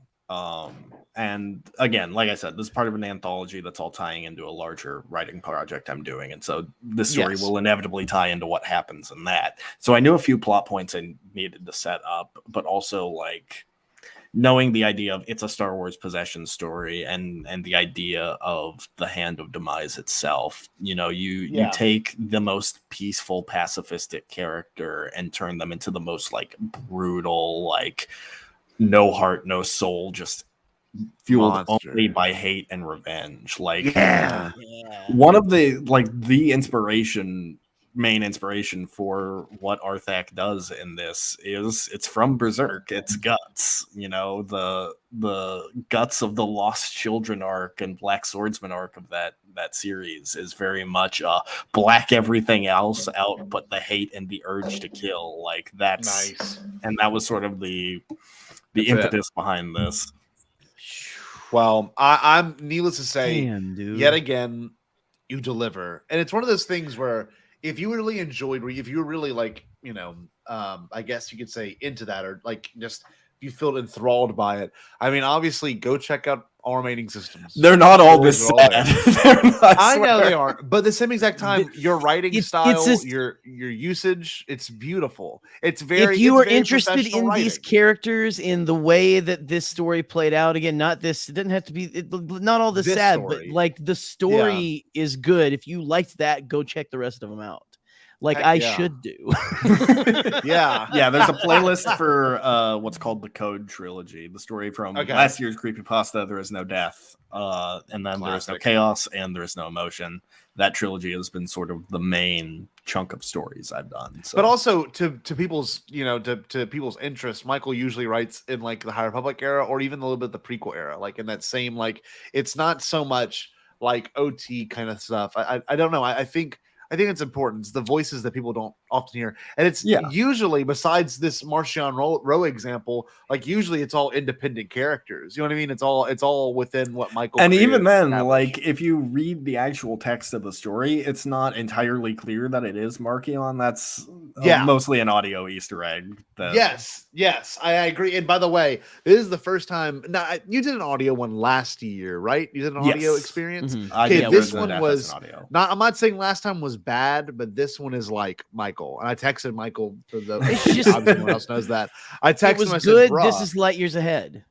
I literally said, my words were, "Your voice acting is F-word amazing," and I'm not even kidding. Like it was like the accents. It felt a little bit like Mark Thompson in the sense of like, this is a guy reading. Well, that's the inspiration, an accent, of course. But it didn't feel that way, right? It's giving Thompson. Yes, giving. Yep. Exactly. God, I am so impressed. That was wonderful, Michael. Thank you. And always delivers. If you want to read the text version of this story as my other stories, if the audio versions aren't entirely your thing, probably sometime this weekend, I'm going to release the PDF of the anthology Heart of the Jedi. So if you check out my Twitter at Local First Order, you'll be able to see when that drops. Follow. Subscribe. Do it right now. The only thing I'm upset about, other than my boy not getting his justice, it's not revenge. It was justice. Lorna didn't even do it, dog. I don't care. They all deserve to die slowly. If you read the books, they're pretty. Listen. The Nihil did they've nothing all wrong. done some They're shit. misunderstood. these Nile got off easy. The Nile could have stopped Palpatine if they won. Oh, shut up. Anyway, get out of here. That's Scotty J-Ro nonsense. Michael put out like a little APB to our friend group. And he was like, is anybody interested in doing a little voice acting for my story this year? Yep. And me, who I haven't gotten to do any acting in years, I was like, oh my God, yeah, I'd love to. And he was like, no, you can't. I want to watch you listen to it. Nice. And now knowing what was on the table, I am incredibly disappointed. Well, also, I was going to use other voice actors. That was going to be my experiment in this one, but I was just pressed for time. I didn't finish the story in time, so I don't blame you. To coordinate that kind of thing, baby. It's not easy. It's not easy to coordinate. It's make not. sure it's the exact cut and edit you want. Yeah. And like, I barely had time to add the extra audio effects, which I was super proud of. That was effective. Those are very effective. Really good. Very good spot as well. Yes, it felt like Shadows of the Sith in the sense of like when you did the audiobook of that, when you heard it, it's like the voice was cut like perfect, and it wasn't too much. It wasn't overbearing. The effect was like literally like just a low. It's just like, a second sound. track that's the same voice line, but a little deeper and a little slower. That's it. It's perfect. It's brilliant. It's literally brilliant. It works so well for this kind of, I guess, episode, but also in particular your kind of storytelling. That was awesome, Michael. It was the Eldritch horror from Shadow of the Sith. I'm just glad that you all like, enjoyed dialed up, man. Yeah, that was really This good. is why. This is why Someone we do make these fan art. shows. Someone make fan art because I would put it on my wall. Like I said, Arthak is how you say the name. Arthak. Arthak, like immediately became one of my favorite characters. Granted, I have a type, so no wonder. He and Fabian would be besties. Fabian's like, yeah, looking good. Watch Ionized Bastards. That was so good. That was good. And Scotty, the tragedy at the Republic Fair. The tragedy at the Republic Fair was actually one of the best action sequences in all of Star Wars, and so it exposed the Eye of the Nihil, Lorna D. Yes, Lorna D. Y'all, this has been an awesome stream. Michael, the finale is just. I mean, it was good. It's chef's kiss. Good for real stuff. Well, knocked before we Connor sign back out, on his couch. Look at that. That's right. Before we sign out, let's get some plugs in real quick. I want to bring Connor up big, and then we'll go to the other people that contributed. Connor, plug your life, plug your butt. Plug your pluggables. Oh, okay. I mean, that is a pluggable. That's for sure pluggable. Twitter. Plug all the pluggable things. Twitter, Depa Banana. Knights of the Nerd Republic. I talk with Jared, the guy who has a big bloodlust for killing Nihil, as one should. As well as For the Republic, a love letter to Star Wars animation. I co-host those two podcasts. And then you also write? Yeah, sweditor.ig.com/fiction. I have no stories published yet. I do have a few in development, but one I can talk about is called The Hidden Kyber, set shortly after the events of Fallen Order, and it stars Sir Junda and Cal Kestis. That comes out in like December, I want to say. So, yeah. Sick. Both these guys going to be writing for Lucasfilm Publishing. That's They're right. like, Doubt that. And we're just going to follow their coattails. Shut up. It's serious. Yeah, we're gonna ride our famous friends' coattails. Exactly. Yeah, that's really it. We'll be on with you. So I want to bring in next one of our writers right here, Michael McCoy. Michael, anything you want to plug besides what you just read to us? Yeah, like I said, you can follow me on Twitter at Local First Order. YouTube channel is All Remaining Systems, where I do other short stories, and I'll have a new writing project in the works soon. Also, Ionized Bastards, my Star Wars RPG series featuring Jared, Dan from Broaxium, Alden Diaz from Octo Radio, and very shortly, someone else who is in this stream right now. Me. Who could it be? Yep, it's Scotty. It's me. Jared, what about you, baby? You guys can find me on Twitter and Instagram at DarkJedi2552. You can also find me gazing into Chase's beautiful eyes. And you can also find my podcast, the Nerd Academy podcast, on Facebook, Twitter, Instagram, YouTube. We just put out our She-Hulk review yesterday, and we'll be getting some Andor review out soon. Nice. We're a little bit behind because last week was quite busy. Hey, Review, all that jazz. We have Thank a you, Patreon Jace. where we do a Star Wars Versus series. So stay tuned for all of that stuff. We would be Wonderful. honored if you would join us. Beautiful. Let's bring in Eli. Eli, anything you want to plug real quick? Thanks for joining us on such a surprise. I appreciate that. You really added to the flavor. Your mic's muted, my sweet child. Oh wait, right. I forgot my mic was muted. Okay. Thanks for having me. What was I gonna say? Follow In a Galaxy on Twitter at In a Galaxy Pod. Also follow. I'm gonna plug this because we got some great stuff coming up on this. Follow up at Confrontations at In a Galaxy Trivia on Twitter and on our YouTube channel. I believe one of the most Bombad hosts in the galaxy is going to be on our show soon. Yeah, Scotty's finally facing off against Jared. Right? Yeah, that is exactly what's happening. Multiple Except for sources Gerry. have denied this. Putting Except on for Gerry, Gauntlet it's your turn right in the hot now. seat.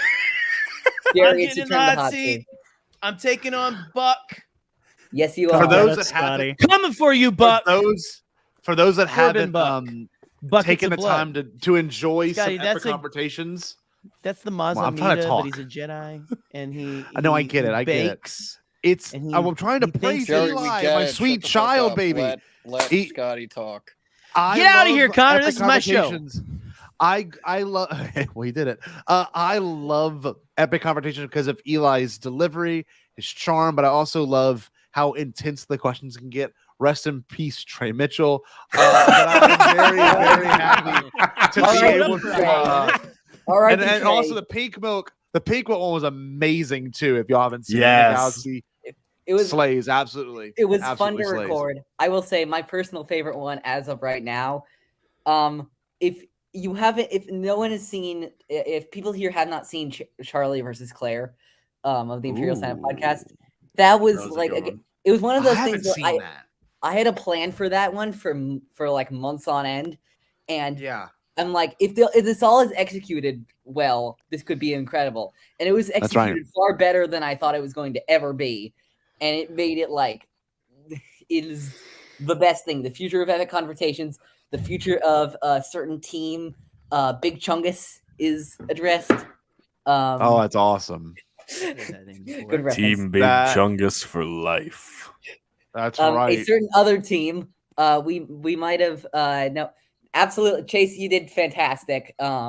Again, there's only really one. There's only really one person who came on and fell flat on his face, and that's Trey. No, I'm joking. I beat him twice in one match. It was spectacular. It doesn't I'm, matter if you win or lose as long as you look good doing it, and we all know, Yeah, like, yeah, and Trey was none of that. So no. One of Trey was the one of my Trey. favorite shows on the internet. Trey. I gotta love that confrontations. I want to play a clip before we close out. Remember, y'all. I can't plug my stuff. Well, I Don't mean, you it's guys our, do that at I the think start of sure. the By all show? means, do your thing. I just want to play a funny read clip. this Star Wars story I printed off from my printer. Go on.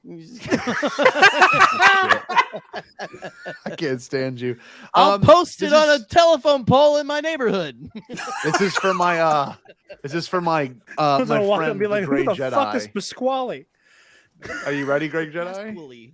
Oh dear. Let's do it. Some people haven't seen this, but most people have.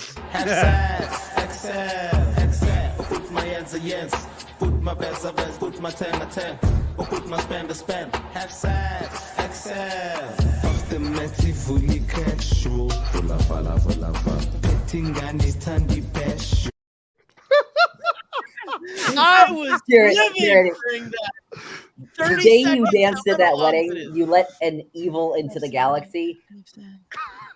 Hey, That clip, Jared. that clip, the Can you run it entirety one more of that time? clip. Can we do another one? He almost tasted that. Num num num num, eat it up. Go play okay, 3, 2, 1. You know I'm the hottest. You ain't never gotta heat me up. I'm present. You. Better than like those. better than the entirety of Morbius. All of that. Multiple sources. What about if you that. could? You Could could say just it's better show than that Andor. show that video on a loop for 2.5. Show it for 4 hours. I'd rather do that than watch Morbius again. I'd rather drive nails into my eyeballs. Jared, Jennifer, and Megan, the Snyder Cut. You should, Jared, you could- Jennifer, Megan, and the Joker.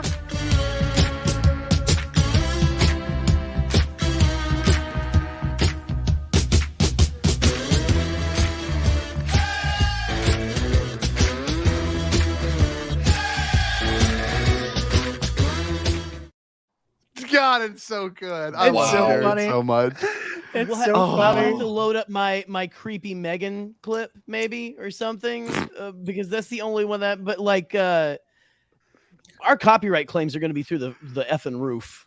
It's worth it. I'm still It's waiting. worth it. Listen. There's like two or awesome. three. There's like 2 or 3 I really want made. Yep. I need Bully McGuire. I can do that one too. I need a little get on up, drive that fucking soul. Now I need that. I need Jedi Rocks. Oh man! Now, yes. For those that want to do it at home, full screen your phone right now or your TV, whatever, and make sure you screen record this. And you can put Screen this record into anything. I put into iMovie, and I actually edited iMovie. This is for everyone to enjoy. Now you can all have it too. Any song you want, you can do any Screen record, song, babies. any clip, screen record it, screen record Get it. Now, if this isn't enough for you, we can also do the left side of the frame. So do a different video. Gifts, everyone. Gifts all around. This is for you. That was Beautiful. for all of you at home who Because want we to love go it. and have that on their own. We played in beautiful. our She-Hulk review. We played the one of me with Meg and Jennifer, Jen Walters, multiple God, it's times. good. God, it's good. It's so funny. Well, does anybody here? Do you guys even know what song is even like I'm originally dancing to in that video? Yeah, it's the Promiscuous. Morbius song. No. Have sex. Have sex. What was funny Poop is my I pants, poop my pants, have sex, sex. That's exactly what it Have is. sex, have I sex. thought it was so Look at the funny back of it. because I was about to say if you read my lips, you can tell I'm singing along to Promiscuous. But whenever Scotty made the one of the Morbius scene, I realized that it low-key looks like I am singing "Have sex." Have sex, sex. poop my pants, poop my pants, have Sex, sex. have sex. Oompa loompa da, have sex. Poop my pants. What's the actual song though, Jared? Poop my pants. "Promiscuous" by Nelly Furtado featuring Pants. I can almost make it a continuous loop if I click Yeah, at the right if you time. did. Well, there's wait. the option. It's when he There's points. the option. Just click the. So watch, click you'll the see. check mark. The best part is Taylor's little cameo. She's like, "What's going on?" Yep. It's like, oh, what are you doing? Watch. Oh, yeah, I don't want any part of this. It flows so well. The second it ends, you can click it, and he comes It's to like the other frame. We need to make this one whole video because it's so. This is the music video right here for anything. Imagine this to Rick Astley, Wake you know, me up. never gonna give you up. God, you need to Yo-yo, Rick to leave me hanging on like a yo-yo. Wake me up before you go. Oh, Take good God, me that's dancing funny shit. tonight. It's too Oh, that's why we love Jared. Anyway, Listen, kids, it's been a if long you night. pour rum in your Huggies, wonderful things happen. Yes. I'm excited to say that I'm gonna be getting off Twitter permanently, and Forever. I'm excited It's gone. that This I'm is not a gonna bit, make any right? content next week. This No, is a I'm bit. getting off of it. No, Starting Saturday. Scotty learned a lot of things more. about himself in a sweat lodge last Saturday, and he's quitting Twitter just for Jerry, his this mental is a health. bit. It's This for his is a mental bit. health, Connor. This- Get out of I here. will This not is our tweet a house. single thing This for is a a- week. You leave that I'm guy? not gonna do it. I'm done. Is it? Are you leaving Andy permanently? Scotty 01. Huh? Are you Yeah, leaving done. permanently? 100%. No, this has to be a It's bit. all right because Not a bit. I never believe nuked this man's Anti-Scotty lies. Gyro in He's our chat. gaslighting all of us. Yep, I'm Oh, with I lie. Michael on this one. What do This I is- have to lose? What do I have to gain from lying? I don't lie. What do you have to lose? Joe Organa. You do nothing but lie. Joe Organa's That's like- the only thing I'll push back on. Well, I but lie for Joe Organa. Anyway, y'all have an excellent rest of your evening. Gerry, can you give us a good stay? Bombadito, Femalito. I'm not gonna do that, but stay. You know what? Stay Bombad and have sex. Did you say impossible? Pasquale? Only kidding, Jackie. I've changed my tune because I finally thought of a possible dream that we can all share. What is it? Pasquale? It's a dream about a world when nobody is poor or sick or hungry. Oh, now that's a dream we can make come true. I'm gonna make a change for once in my life. It's gonna feel real good. Gonna make a difference. Gonna make it right. As I point up the collar on my favorite winter coat, this wind is blowing my mind. I see the kids in the street with not enough to eat. Who am I to be blind, pretending not to see their need? A summer's disregard, a broken bottle top, And a one-man soul. They follow each other on the wind, you know, 'cause they got nowhere to go. That's why I want you to know I'm starting with the man in the mirror. I'm asking him to change his ways, and no message could have been any clearer. if you wanna make the world a better place, take a look at yourself and then make a change. I'm starting with the man in the mirror. Oh yeah, I'm asking him to change his ways. come on, change. No message could have been any clearer.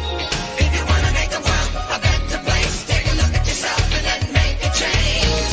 I'm starting with the man in the mirror.